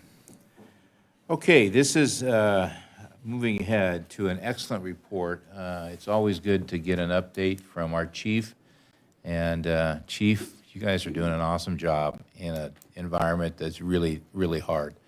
So we want you to know that we support you, and we're thankful that you and your team are here and doing an excellent job. So with that, welcome. Give us our quarterly update, or whoever else is going to speak. Oh, they're all coming up for this one. They're all. Thank you so much. I really appreciate the opportunity. Does Sugar speak? I mean, I have never heard her bark. Oh, only an intruder. Okay, well, that's good. Thank you so much. Thank you for the cough, Mr. Raymond. I appreciate it. Yes, sir. The community has been so busy, and the police department has been so busy, and with the MOCA trip and all that's been going on, I really appreciate the time to kind of catch you up on what you've missed when you've been gone. So I decided not to do a PowerPoint today and just to bring a bunch of people up and introduce you to some for the first time and celebrate some accomplishments. So first and foremost, Sugar's here. Sugar is here. It's been some time. We hired Sugar in February, so she's been here for a few months. But she's been a wonderful addition to the department. She's our new-ish facility dog, also with her handler, PSR2 Dina Dahlstein. Dina is one of our trainers. She's one of our senior dispatchers. She's also a big component of our Pink Patch Committee, so thank you all for the pink. Dina and Sugar and I are all wearing our pink patches as well. But I wanted to bring her in. I know you've been calling for her, so you get some Sugar tonight. You're welcome. Let me talk about Officer Argueta next because Can I just Sure. say, and correct me if I'm wrong, tomorrow night or Thursday night is Handel's night, right? Yes. Related to the pink patch. Yes. And if you show the QR code or whatever, or say that you're a friend of the chief, whatever you say, you need to represent that you're there to support the GPD. Mention my name, have a QR And 20% of their sales that are recognized, that are us, will go to the pink patch, right? Yep. So I'm just encouraging everybody to go to get a scoop or two of ice cream. It is some of the best. My grandson works there, so, the servers are excellent. So I wanted to make sure that everybody knew that. Yes, sir. Handles down in the marketplace. Yes, sir. Mention pink. Right. We'll have some swag for sale. Maybe not as cool as the stickers, but pink patches and water bottles, and it should be a great event. So Good, thank you. thank you to Dina for all that. And also, Dina's been working very hard with Sugar, and she's fully post and AKC certified as a support dog. So she's been a great addition to the department, and Dina's doing a wonderful job as her handler as well. Yeah, great. So I've been waiting to come up here and talk about SRO for a long time. It's come up several different times. It's come up during open comment. You've talked about SRO and our school resource officer program. You've got history on that, and I didn't want to extend the last staff report, but I also wanted to really talk about everything that is encumbered in our SRO program. Some people like to think about just the uniformed armed police officer that's on our campuses, and they provide a wonderful piece of safety, and that safety component is definitely part of our SRO program, but there's much, much more to it than that. Our city staff and HR and our staff at the police department do a wonderful job in selecting and hiring the best police officers that really fit into our community. But I've got to say, we just kind of lucked out with Albert Argueta. Genuinely a jack of all trades, just a great officer and now a great SRO. He has a real interest in the youth of our community, and he's a vital component to our Explorer program. And he just did a wonderful job as a police officer and as a patrol officer. And I just expect so much from him, and I've already seen so much from him as an SRO. Our school resource officers are on campus all the time, and they do provide that safety to our campus, but what they also do is they interact with our youth on a daily basis. They're role models. They're somebody to talk to. Strategic goal, city strategic goal number 7, the community engagement. Our SROs are a huge part of that. When I was a watch commander, you dread getting somebody's in the lobby to talk to you, because half the time it was good news and half the time it was bad news. But about a year or so ago, a couple of years ago, a lady came in and asked to speak to me about our SRO, our other SRO, Travis Morrison. So we have two full-time SROs. Travis has been doing it for some time. Albert was just recently assigned. And I went to talk to this lady in the lobby and didn't know what to expect. And the first thing she said was, "Hey, I just wanted to thank you because Officer Morrison saved my son's life." And I said, "Wow, tell me more." And so I cried, she cried, and she talked to me for about an hour. And basically, to sum it up, her son was going down the wrong path and had severed his relationship with her and was doing everything wrong. And had a lot of problems and lost 50 pounds and wound up in the ICU, and basically turned his life around and rekindled his relationship with his mother and was doing all the right things and was healthy and happy and moving forward in his life. And she came in to tell me that she asked her son, what actually happened? You know, I tried so hard, everybody tried so hard. What actually was the thing that changed you? Why did you make a change in your life? And he said, "Honestly, Mom, it was our school resource officer, Travis Morrison." And she said, "Well, what did he do?" And he told his mother that Travis was always there for him, always was there to talk to him, every day that he came to school, Travis talked to him. And every day that he didn't go to school, Travis went to his house and talked to him. And he didn't, you know, he was just there for him and supported him and was not overbearing, but just built this relationship with this youth, with this boy in Glendora, and turned his life around. And that is the example of so much more that our SROs do. So our newest SRO, Albert Argueta, we're just thrilled to have him, and I wanted to bring him here so you guys could all see him and meet him and let you know what a great job he's doing in our community. Boy, thank you. Go backwards.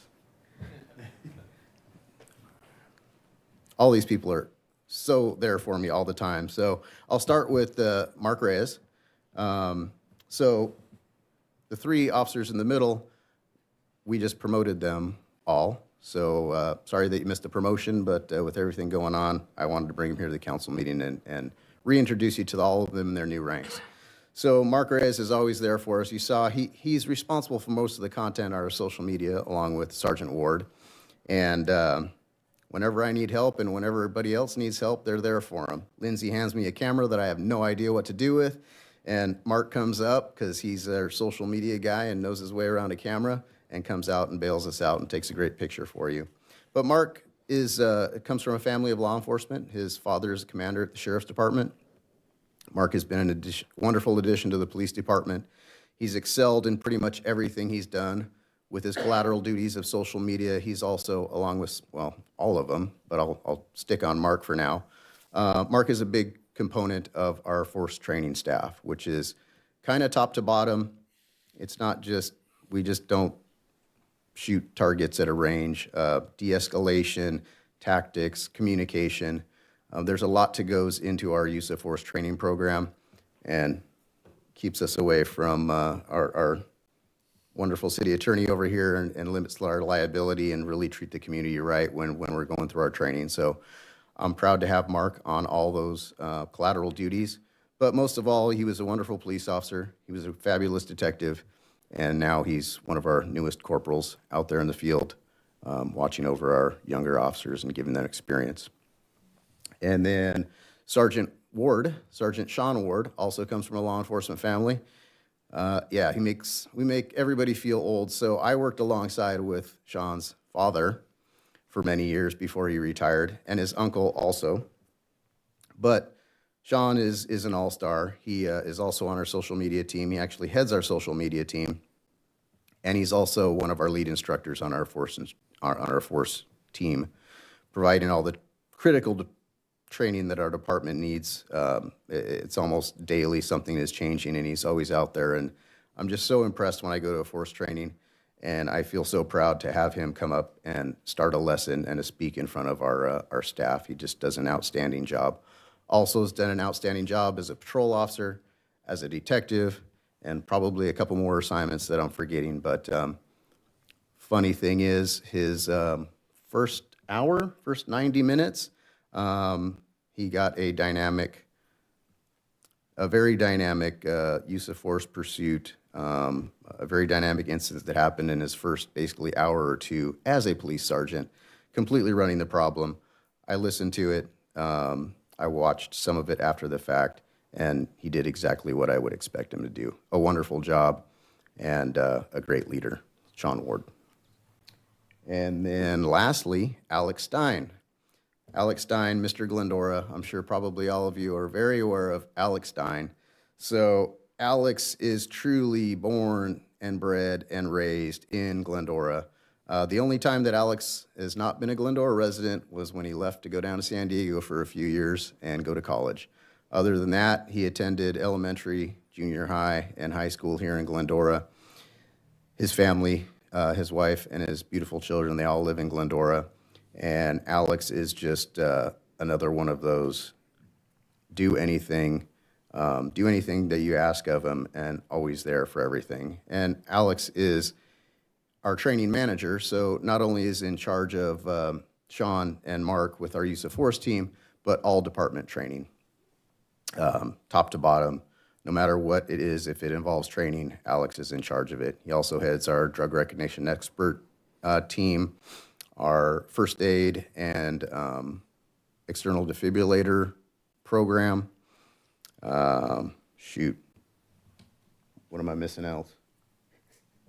No, there's much more that I'm forgetting, but Alex is now a police lieutenant, and he's just an amazing officer, amazing detective, amazing sergeant, and now an amazing lieutenant. So this is what you've been missing for the last month or so while we've been busy and out of the country, and I just wanted to bring them all here and talk about them in person and tell you how much I appreciate them and how much I appreciate all of you. Thank you, Chief. Yes. Questions that anybody has or comments that anybody would like to make to the chief or to the team? David? Thank you, and lady and gentlemen, congratulations. Thank you. Karen? I was just going to say, in addition to all those fabulous things they do at the police department, many of them are involved in community activities outside of work, volunteering and giving back. One that I'll call out, Mr. Stein, and his involvement with scouting. So I know all of them are involved in many other activities. So not only are they great additions to the police department, but to the communities that they're part of. So thank you. Thank you, Karen. Anybody else? Michael?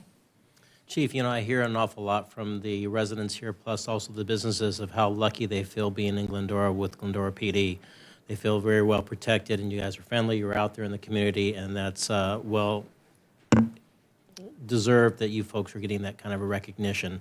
I'm so pleased and happy that you folks are here, and you have such a great reputation in our city. So thank you very much for you and your whole team.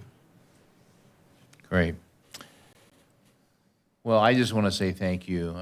The council, as I've said, supports each one of you through our deed and our words.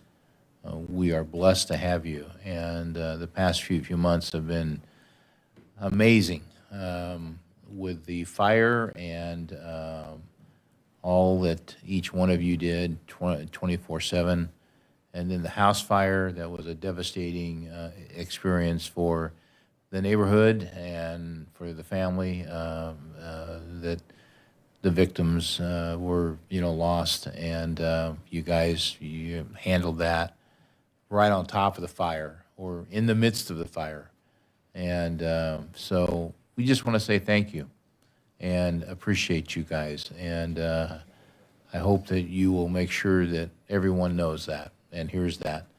And the last time that I rode with Sergeant, Ward, and I felt so proud of watching him, and I felt that I and we were in the best of hands. And so it's just a good team. So thank you, sir. Keep up the incredible work. Yes, sir. We appreciate you. Thank you.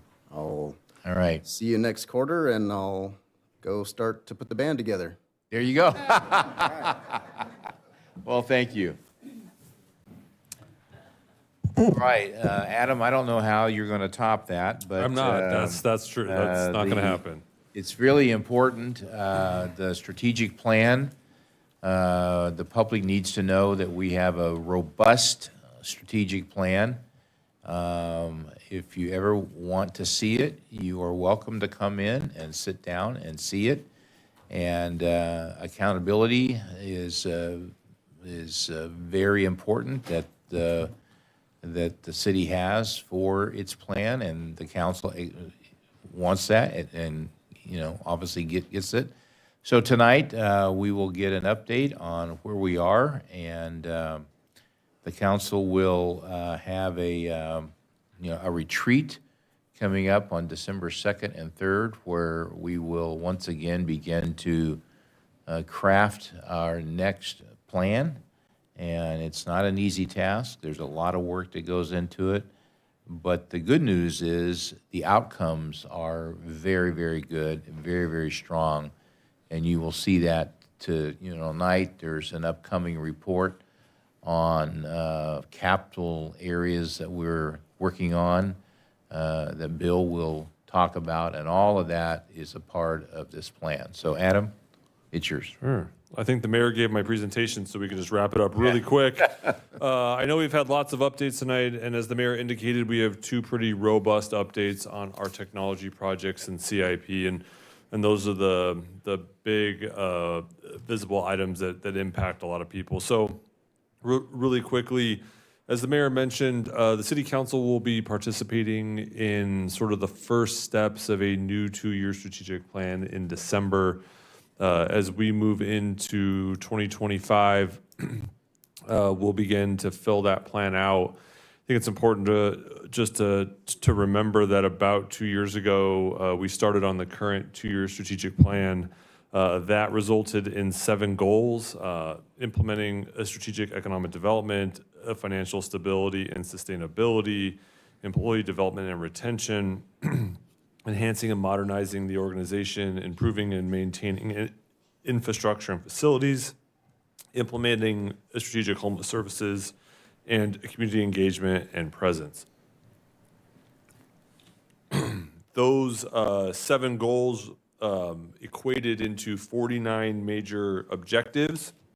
Those 49 major objectives are broken down into 160 major tasks. Tasks are not someone writes an email. Tasks are basically mini projects, items that come before council for approval. And apologize for the formatting here. Internally, we have access to a system that breaks this down, and just wanted to provide some brief highlights. You know, of the 160 major tasks, staff has completed over 100 of them. There are currently 71 in progress. The plan currently ends in June. We're about 3/4 of the way through, and we have 19 major tasks that have yet to be started. Many of those we'll be picking up over the next 2 years as they relate to land planning, some sign code updates. I think it's important to remember some of the highlights that we've closed out recently. The city's rebranding, we adopted a new economic development action plan. We made changes to the bid. Sale of San Jose, the acquisition and remediation of the Dale site, significant risk management changes, including public improvements to offset future claims. We have a new mapping and GIS system. We have a new MOU with Glendora Unified School District. We have enhanced service delivery through those individuals experiencing homelessness. We've evaluated major city facilities, including the library. We've received over $20 million in grant funding, including future capital projects for the Finkbeiner Stormwater Capture Project will result in a whole new park almost. We have we've finalized the plans for the antique streetlights along Glendora Avenue or moving forward in that area. We've enhanced services to the homeless community that we mentioned previously. Land zoning changes that are required under the housing element. And as you will hear later, we've allocated and completed millions upon millions of dollars worth of capital projects, water lines, street projects, major upgrades to parks, sidewalks and streets. While all this is being done, we're still working on several major areas. Standards in development for what buildings will look like, the station and downtown areas zoning and visioning process, annexation of county islands, major technology projects including financial payroll, permitting, and code enforcement. We're almost done with our website relaunch. We'll be currently starting shortly and kind of underway as our Parks and Trails Master Plan and Urban Forestry Master Plan, and that just kind of touches the very basis of where we've been at. Mayor, as you mentioned, staff has been incredibly busy. The city council adopted and fully acknowledged just how aggressive the plan was. I think one of the really key drivers in our success is that the city council has adopted a what gets funded, what gets done mentality. And pretty incredible things happen when you put funding in the budget and staff and departments are held accountable on a department by department level with those major tasks associated with the plan. And I sit here tonight about 3/4 of the way through a 2-year plan, and we've done just a tremendous amount of work. And, you know, we're really looking forward to the next 2-year spending plan, our next 2-year budget, which will coincide with our next 2-year strategic plan. So lots of work with the council ahead to wrap up what we're doing now and plan for the future. But a big thank you from me to all the staff members across the entire organization who do just an absolute incredible job for this community. And with that, happy to answer any questions. All right, thank you, Adam. Questions? Michael, anything? Gary? David? Karen? All right. Sounds like you nailed it, so thank you. Okay. We will move on to the consent calendar, and we can authorize items 7 to 11 with one motion. Is there a motion to be I'll made? move items 7 through And 11. Mayor, apologies, there is a correction to agenda item number 7 on the consent calendar with September 24th minutes. It's to include the public testimony received for the agenda item number 6. Okay, all right, thank you. I'll second that motion. So a second, good, all right. I don't think we're able to vote on the screen, at least I haven't been trained on that. And even getting trained on that wouldn't mean I could do it, but, so would you please call the, roll, please? Councilmember Alowis? Yes. Councilmember Boyer? Yes. Councilmember Davis? Yes. Mayor Pro Tem Friedel? Yes. Mayor Thompson? Yes. Motion carries 5-0. All right. We have 3 more things to get done, so we will move on to number 12, the reappointment of trustee Jackie Dornick to serve as a City of Glendora Board of Trustees rep to the San Gabriel Valley Mosquito and Vector Control District. I believe that Roxanne, you're going to report on that. Yes. Good evening, Mayor and City Council. The item I bring forward for discussion is the City of Glendora Board of Trustees representative for the San Gabriel Valley Mosquito and Vector Control District.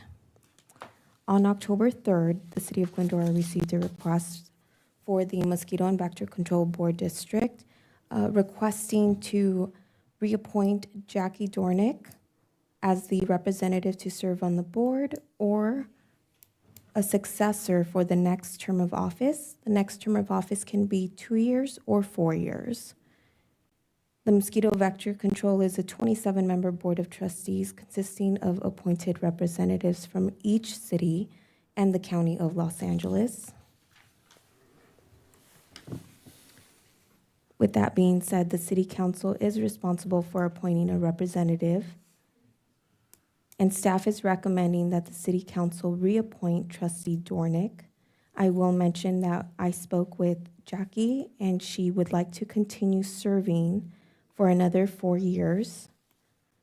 City Council has the option to reappoint her for a term, alternatively for a term of 2 years, or direct staff to recruit for an alternative appointee and return to City Council in December for appointment. And appointment, if we do decide on going with someone else other than Jackie, would be prior to the December 10th, 2024 City Council meeting. Thank you. All right. Jackie is present, and if you have any questions, she is available. Great. Jackie is here. Does anybody want to? I'll move to reappoint Jackie Dornick for another 4 years. Okay. Second. Is there a second? Does any discussion, questions of Jackie? I'd just like to thank Jackie for her diligence, and I don't know anybody who could make pesky bugs a fun subject to learn about.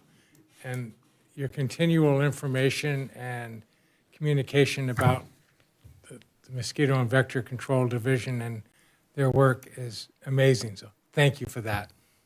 Yes. I support this. Agreed. I would echo that. All right. Anything else? Okay. Madam Clerk, would you please call the roll? Would Jackie want to say anything? Jackie, do you want to, Do you want to say? Briefly. You guys talk a lot. Yes, we do. Amen. Yes, ma'am. No, thank you. It's been an honor and very much a learning experience for the last 4 years. There's a lot more to it than people realize, and I think you don't know about it because they do their job very well. And I look forward to the next 4 years. Great, thank you. And maybe you will consider a proclamation for us next June when we have our Awareness Week for National Oh, mosquito control. okay, I sent you emails before, but I think I need to hound you more. okay. I'll trade you. Get rid of the black bugs, we'll get your proclamation. Do that. You need to pester the mayor. Oh, boy. A pester. All right. Madam Clerk, please call the roll. Councilmember Elowes? Yes. Councilmember Boyer? Yes. Councilmember Davis? Yes. Mayor Pro Tem Friedel? Yes. Mayor Thompson? Yes. Motion carries 5-0. Jackie, thank you. And I would echo what David said. You do a great job of keeping us current. So thank you. All right, item 13th is FY 2023-24 and FY 2024-25 Capital Improvement Program, CIP for short, which we will often use. And Bill Whitkoff, Director of our Public Works, will report. Bill, thank you for being here. I appreciate the job that you do. Thank you. Good evening, Honorable Mayor, Council, and Mr. City Manager. I appreciate you taking the time this evening to allow me to update you on our capital improvement project. We have an awful lot going on. I'm very proud of the work that our team has done and excited to share some of that with you this evening. So just a little bit of background. As Adam mentioned, the CIP process is in our strategic goals and plans. You can see them there. It's also in the budget. So in the 23, 24, and 25 budget, where we approved a 5-year improvement plan totaling $120 million. So that is an awful lot of work. So starting first with some completed projects, I'm going to skip this slide because there's some pictures of those projects, but just wanted to point out that we've been able to complete 14 projects so far in the last couple of years. Just a quick map of where some of that work is being done. You can see that we are touching just about every part of the city with the work that we're doing. It's not just one location. So moving on, some of the water and street improvement projects. So here we have Amelia Country Club and Cumberland. Some before, after, and during photos there. Bennett Avenue as well. You can see some of the construction process that was going on and what the project looked like when it was done. So Mauna Loa Water Project, that was a huge one for us. Excited to see how well that went, made some huge improvements. And you can see from these pictures, when we're doing the water line replacement and the street projects, it's not just the water line in the streets. It could be curb, it could be gutter, it could be spandrels, it could be ADA ramps, it could be a number of different things so that when we're in there, when we're done, we've touched everything that we need to repair in that area. So Finkbeiner Park Improvement Projects, Phase 2. Remember, we had the ribbon cutting just a few months back on that.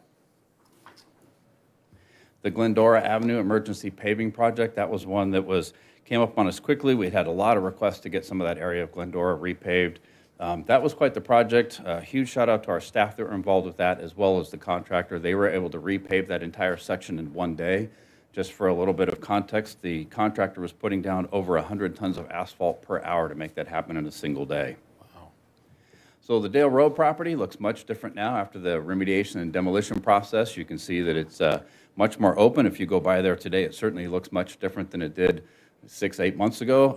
I think the site looks much larger now. You get a much better perspective on what you're seeing out there and the total size of that property. So we also have our curb ramp project. You can see part of that goal, making an accessible community for everybody in Glendora.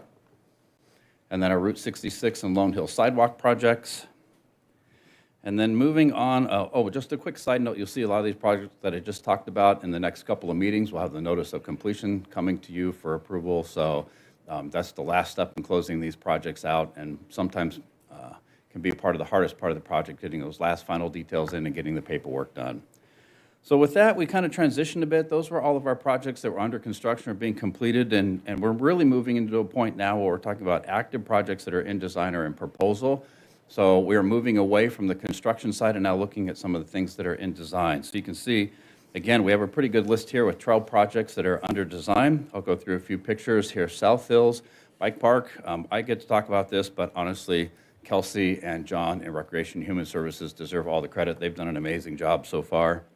The City Corporate Yard final design, so we're working on that process to update that facility and actually bring us into the 21st century there with some of the work that we're doing in our facilities. So the San Dimas Wash Bridge Improvement Project, our citywide slurry seal. So we get an awful lot of comments about the condition of our streets and what we're doing. So this is just one of the projects that we're working on here. You can see that as the result of our last pavement management plan that we did in our pavement condition index, We've selected streets throughout the city that really qualify for the slurry seal work and what we're doing there. In addition, we have the CDBG 24-25 grind and overlay project, so a number of streets that are being done with that. And then we have our HSIP traffic signal updates. So you can see we have about 7 locations there that we're working on. The primary part of this project is moving the left turn arrow from the median up to the mast arm, and then putting the new signal heads that have the bright yellow around them. In addition to that, we're trying to pool some of our money with this HSIP funds to see if we can upgrade the traffic signal cabinets and put in video detection where necessary. So this is just part of a larger project when we get into those. And just as a side note, we're actually working on the application for our HSIP Cycle 12 projects now. We have a number of projects that are out for requests for proposals here. You can see there's 8 of those. A couple I want to touch on: the Glendora Avenue Street and Water Main Improvement Project, our Colorado Avenue vicinity, again, Water Main and Street Improvement Project. And then we've had, again, more questions about our pavement management. So you can see here that the RFP is due in just a couple of days to have our pavement management condition redone, give us a better idea of the condition of our streets, especially after all the rain we've had the last few years. This will be a good foundation document for us. And then one more I want to talk about real quick is the ADA transition plan. Again, another foundational document as we look at not only our city facilities, but our parks, sidewalks, and everything to make sure that we're addressing any of those barriers that might be in place for anybody that's out there in our community. And then you'll also see there that we have the City Hall and Police Department roof replacement projects. From the time we put the PowerPoint together and a staff report together, that we issued a notice to proceed now to the contractors for that. So we are actually in design for the roof replacement project. I'll touch on just a couple more of these. Again, the Glendora Avenue water line replacement and street project. We have those RFPs in. We're evaluating those now. We expect about 18 to 24 months for design, another 4 to 6 months for bid, and up to 24 months for construction. Again, a very complex project, and one that we're going to be working on for several years. It's going to take a ton of time, but something that I think is going to be a huge improvement when it's done. So you can also see the Colorado east of Glendora water and street improvement projects. Again, point out that when we do these, it's not just the water lines, but when we're done, we have new streets in those areas as well. So that definitely helps us with the pavement condition index as we work through that. And then we have a ton of projects that are in pre-proposal, right, if that wasn't enough already. So you can see we have 12 more projects that are in pre-proposal. Number 10, actually, between the time we put this together and now, moved from pre-proposal to now we're in proposal in design with that one. So the police department lobby door replacement, actually it's kind of fixing a number of areas in that lobby, and their remodel is moving forward. So before I end, I'd just really, again, like to thank the entire team. I'm fortunate enough to be able to stand up here and report on all the things that they've done, but if it wasn't for all the great folks in Public Works, the other departments, especially Recreation, Human Services, Planning, everybody else that helps us with this process, and of course, all of our consultants, we wouldn't be able to get to all this. So a huge shout out and a major thank you to all of them that help us with this process. So with that, that concludes my presentation. I'd be happy to answer any questions you might have. Bill, thank you. Any questions for Bill? I don't. Sure, green. Okay. Michael? First off, happy anniversary. Thank you, sir. A year on the job and doing Yes. great, hearing great stuff. Do we know going forward how many miles of road is contemplated with the funds we've already put towards it? I don't off the top of my head, no, but we can certainly get that information. Okay, and also the road north of Bennett on Glendora Avenue, is that in the works at all? Because I know we put a big patch in there. North of Bennett on Glendora. Glendora Avenue, yes, there's a patch on the east side, a big long patch. I was Okay. wondering if we're going to redo it. This road's pretty bad. If it was a rough patch, we'll redo it. I'll go out and take a look at it. I can certainly look at that. I don't think that's in our immediate plan right now, but I'll go take a peek at it. So I know that we bought a number of seats for the, to put all the different projects, whether it's sewer, water, or any kind of replacement of the ground, and to match all that up with the road conditionals, all Yes. that. How is that coming along with that program? I think it's been a huge help for us. Again, I think having our PMP plan redone will guide us even more in that process. In addition to working through the water projects which are laid out and our street projects, we've also been working much closer with the utility agencies. We've had a number of coordination meetings to make sure that we have the gas company, Edison, and others involved with us in that process as well. So as we look at that, we're looking at all of the utilities in those areas, their projects, our projects, opportunities for us to partner with those and make sure that we're not, after we repave a street, we've got that moratorium and somebody isn't coming back in and getting into that fresh work that we've just completed. So is the Esri software or system, is it working well? Yes, absolutely. So yeah, thanks to Sam and his team for helping us with that. I will say too, just as a side note, as you brought that up on Glendora, the area that we just recently paved, that was just a temporary paving to get us through the construction side. Gas company is trying to get out ahead of our project, and we'll be doing a couple of gas line replacements in that area. So you'll see, and while we just repaved that, it was just a 1-inch cap. We knew it was going to get worked on in the future, but they will be cutting into that fairly soon, but it's going to be a small patch. But we knew that was going to happen. We just wanted to get ahead of that and get that road as passable as we could until we get to the final construction process. Sure. Last question. When is it scheduled for the next PCI survey? So we have the bids open on Thursday. So we'll go through those, evaluate the proposals, award it to the contractor. So hopefully by late spring, early summer, we have that report back and we have our new PCI index for everything. Great. Thank you very much, Bill. Absolutely. My pleasure. Thank you. Michael, thank you. Gary, anything? Bill, just one thing. So any update on our, vac truck that we ordered? My apologies, sir. The Vector truck has been delivered. Oh, So really? we have it now. Yes. So it's being outfitted now and should be in Wow. service fairly soon. So, yeah. For some reason, very I exciting. thought that was a year out, but We were very fortunate that the vendor, who is local, started working on that truck prior to everything getting approved. They were hopeful that we were going to take it, and obviously there are a lot of other cities that if we didn't purchase it, were waiting in line. So once we got through the process, they were able to deliver it very quickly for us. fantastic. Yes. David, another truck in town. That'll be nice. Karen? I was just going to ask you a question for the benefit of folks that I see in the morning at Elwood and Foothill. Yes, That light is photo censored, not the sensor in the street. that is correct. We have video detection for that intersection, yes. Because I think we shared that previously, but I've seen cars there in the morning doing the, Oh. thinking that they're going to trigger the light right away. And so for anyone out there listening that stops at that light, you don't need to do that. No. Yep, So- camera should pick it up and you should be good to Yes. go. Yeah. Thank you. Thank you. All right. Thank you very much. Thanks. Thanks, Bill. Okay. Can I get a motion? Yeah, we need a motion. I'll move to receive and file. A second. Okay, Alawas made the first and Friedendahl made the second. Please call the roll. Councilmember Ellis? Yes. Councilmember Boyer? Yes. Councilmember Davis? Yes. Mayor Pro Tem Friedendahl? Yes. Mayor Thompson? Yes. Motion carries 5-0. Okay, great. We're down to the final action point of the night, to approve the amendment to the 3-year contract with Tyler Techs in the amount of $69,880 for enterprise resource planning systems enhancements. And to report, we have the inevitable team of Kyle Johnson and Sam Robbins. Gentlemen, welcome. Thank you. Good evening, Mayor Pro Tem and City Council. I guess Sam and I are here to close it out, just like Blake Trinan from the World Series bound Los Angeles Dodgers.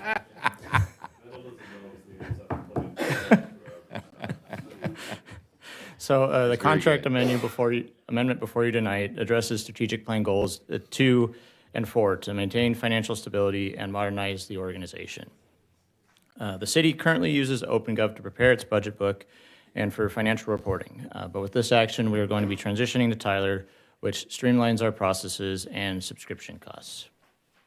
This slide highlights the enhanced integration and transparency benefits of moving from OpenGov to Tyler.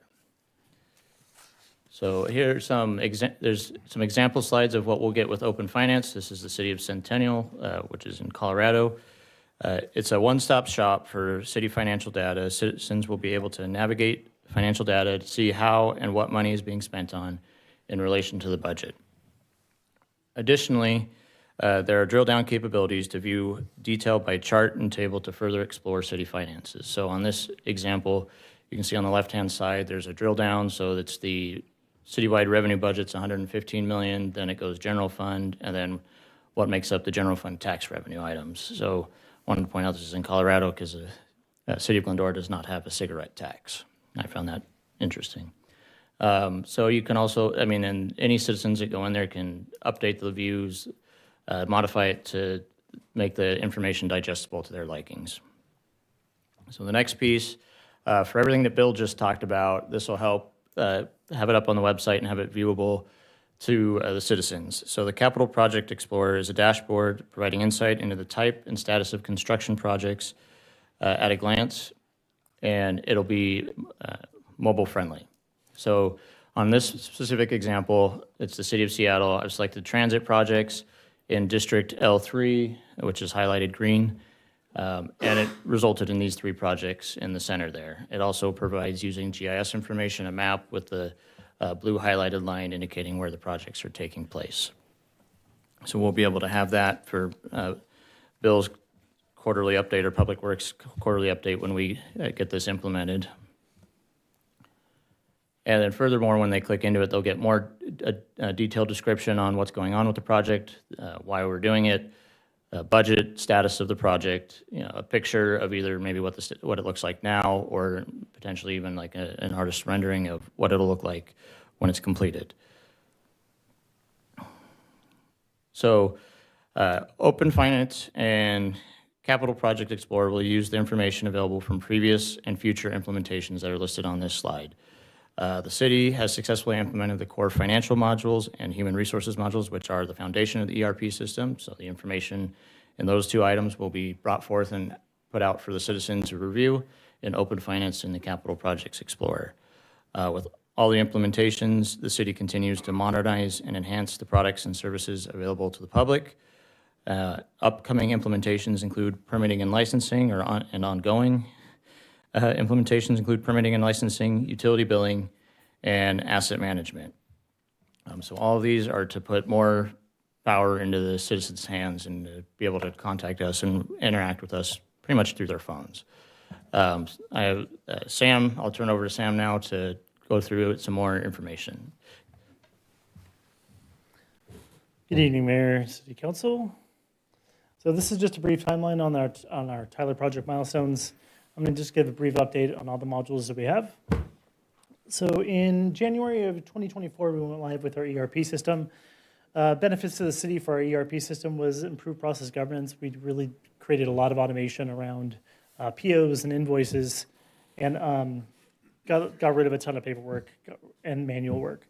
Benefits to the public was our online invoice management for vendors. So we created a vendor portal where vendors could go in, update their contact information, register for the city to be a vendor, and update their contact info.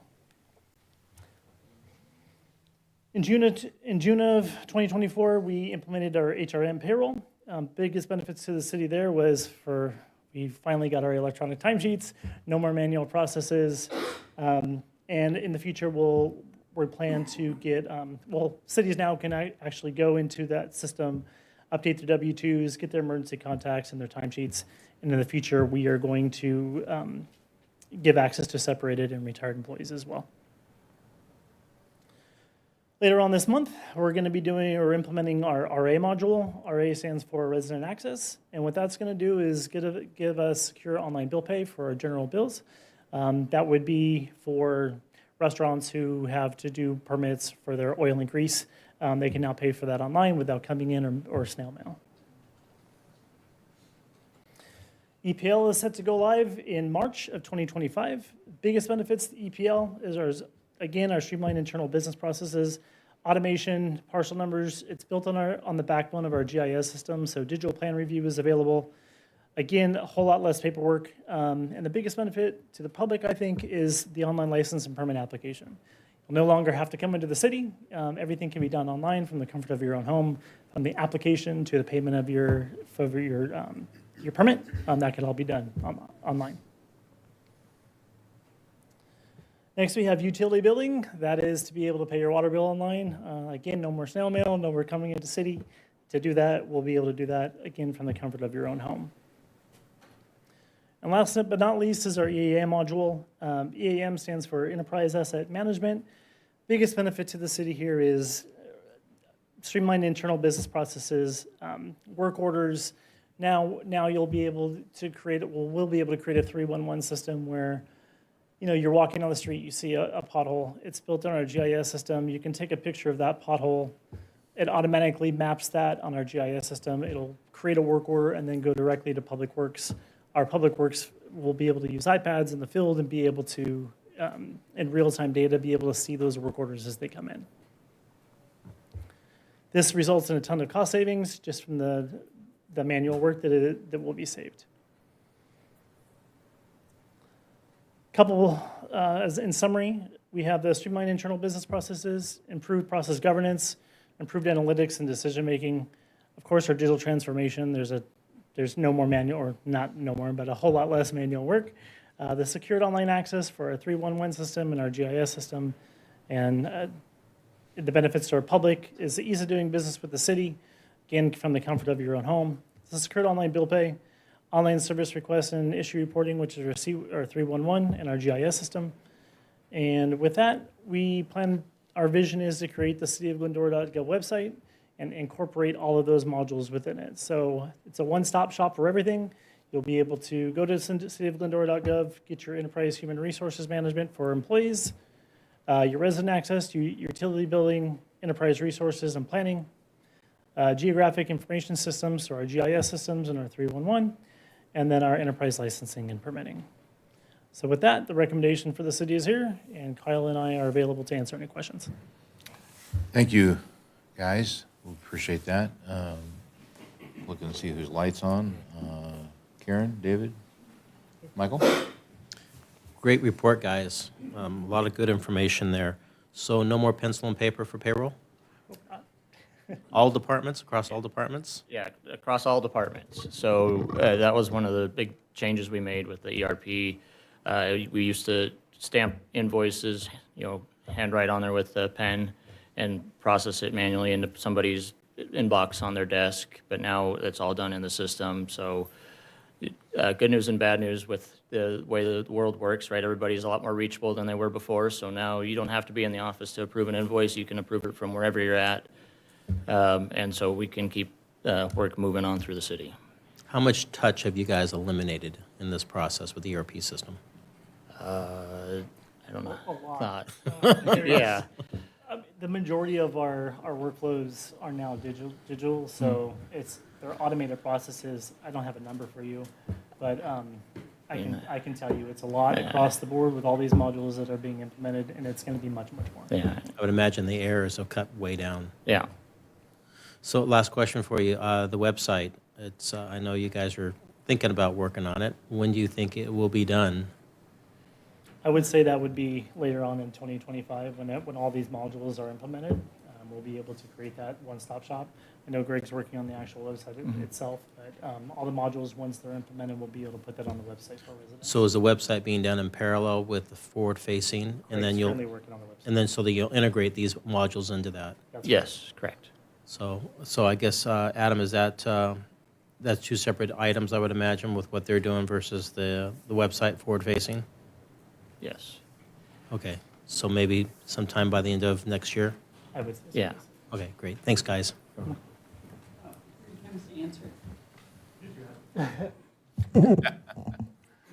Your wonderful website, when does it get? Somebody said website? Website, yes. When does it get redone? We are still anticipating a November rollout. We may get pushed to December, but we're really trying for November. Of this year? Yes. Wow. Yeah, we've been working on it since this time last year, all the back end stuff. And right now, we're currently in the process of, we have what they call a development site. So it's actually the website not available to the public, so that staff can go in and basically scrub every page, make sure that the content is correct, because there was a migration process from the current website to the new website. So we have to scrub every page to make sure that the migration was successful. And then not every page gets migrated, so we have to do some work to rebuild pages.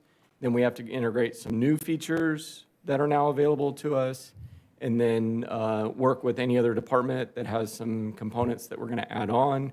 Because what we'd like to do is roll it out as a complete, and not roll it out, when there's still work that needs to be done. So we've been doing all that. Staff has the website now. They're scrubbing the pages, they're rebuilding new pages. And so we're working really hard to try and meet that November deadline. Is it going to be more user-friendly? Oh, absolutely. Yeah, it's going to look completely different. I will say some feedback that I've gotten already about the new website is that it maybe looks a little elementary in some respects. We have to remember that the new website really adheres to website accessibility, which is for the visually impaired. So there's a lot of features in there, like size of text, how buttons work, things like that, that are really geared toward being accessible because we're bound by those regulations. But also that it's more streamlined and it is optimized for mobile. So I don't know if you remember in my original presentation that at least 60% of our users now are mobile. And we anticipate that to increase as kind of the older generation stops using the website on desktop. The newer generations start using the website more on mobile devices, mostly phones. So the new site is optimized for that. So it's a lot cleaner, a lot simpler, a big contrast from where we are. But yeah, I think you're going to like it. Good. There's, are we following the new legislation, the federal legislation for accessibility? Yes. Yeah. That will be implemented? Yeah, and this website has those guidelines and those capabilities baked into it. So staff will actually get a notification if they need to correct information on the website that they've added that doesn't comply with standards. So we're learning how to use all those features now because it is completely different from what staff is used to. I mean, I've been editing websites for as long as there's been websites, and there's a learning curve. So we're going through that now, and the website accessibility features are part of that. Great. Thanks, Greg. You're welcome. Thank you, Greg. Gary? Yeah, I just realized, is the amendment we're doing tonight is an additional $70,000 for the 1 year we have left on the 3-year contract? So yes, a portion of that is implementation costs, and then it's $45,000 ongoing recurring costs, but that'll be offset also by not moving forward with OpenGov, which is about $38,000 right now that our contract is up as of June 30th, 2025. So that difference there would be reduced if we did re-up with OpenGov, because they would increase by a CPI of some factor. We wouldn't continue at the same $38,000. Okay, so we'll be seeing this again a year from now for a new 3-year contract. There will be a comprehensive update with yeah. all system components that the council will see as we move yeah. forward for licensing. Okay. This is one of those things as we move forward, we're like, yep, we need to move forward with this implementation portion Yeah. now. Oh, okay, appreciate it. Thank Yes. I move items 1 and 2. Oh, sorry. Oh, No, please. I'm sorry. I moved items 1 and 2. Okay, Adam, did you want to say something? I was just going to add just really quick, a lot of the components you saw tonight that we'll be adding will be incorporated into the website. So as those areas are available, Greg's already made accommodations to ensure that those items will get added into, so it'll look seamless from the outside. The companies worldwide, their stock is very strong. They're owned by some big names. Mm-hmm. Who owns them, or are they owned just by themselves? I believe. I'm just curious because a lot of these tech companies they're here today and then they get gobbled up by somebody else, and then we get kind of stuck with the. So I was just curious. Yeah, that's a good question. I think they have their own stock's good, so. You mean they get smoked? Yeah, I think they have their own stock ticker, but I don't know if they're beyond that, if they are owned by somebody Are they beyond owned Tyler by- Technologies, I believe. Yeah, those. Yeah, so they own a majority of stock, but. Right. This company's acquired several other companies. They're one of the largest providers of this Okay. type of comprehensive technology. So the city, I think we told you guys, I think it was the term they use is like totally Tyler, where cities move Yes. forward to one platform. And it's always been this dream of cities that you have one software provider that does everything. And while we're a ways away from that, that dream is slowly coming true in some ways. And so this is one of the large people in this space. So Yeah. we're pretty confident that they're going to stay for the time being. Okay. Kyle or Sam, we were given this at our desk up here, the memo. Is there anything that you want to expand on this? It was just to add, most of the memo covered, or actually the memo covered adding the slides that Sam Okay. presented to you. Yeah, that's what I thought, but Yeah. I just wasn't sure There's no additional if information there was anything changed that in we the should, report. for the, And it's available to the public as Yeah. well. yes. Want to make sure I'm in that legal lane, so Danny doesn't have to say, hey, stop. So, okay. Anything else to add?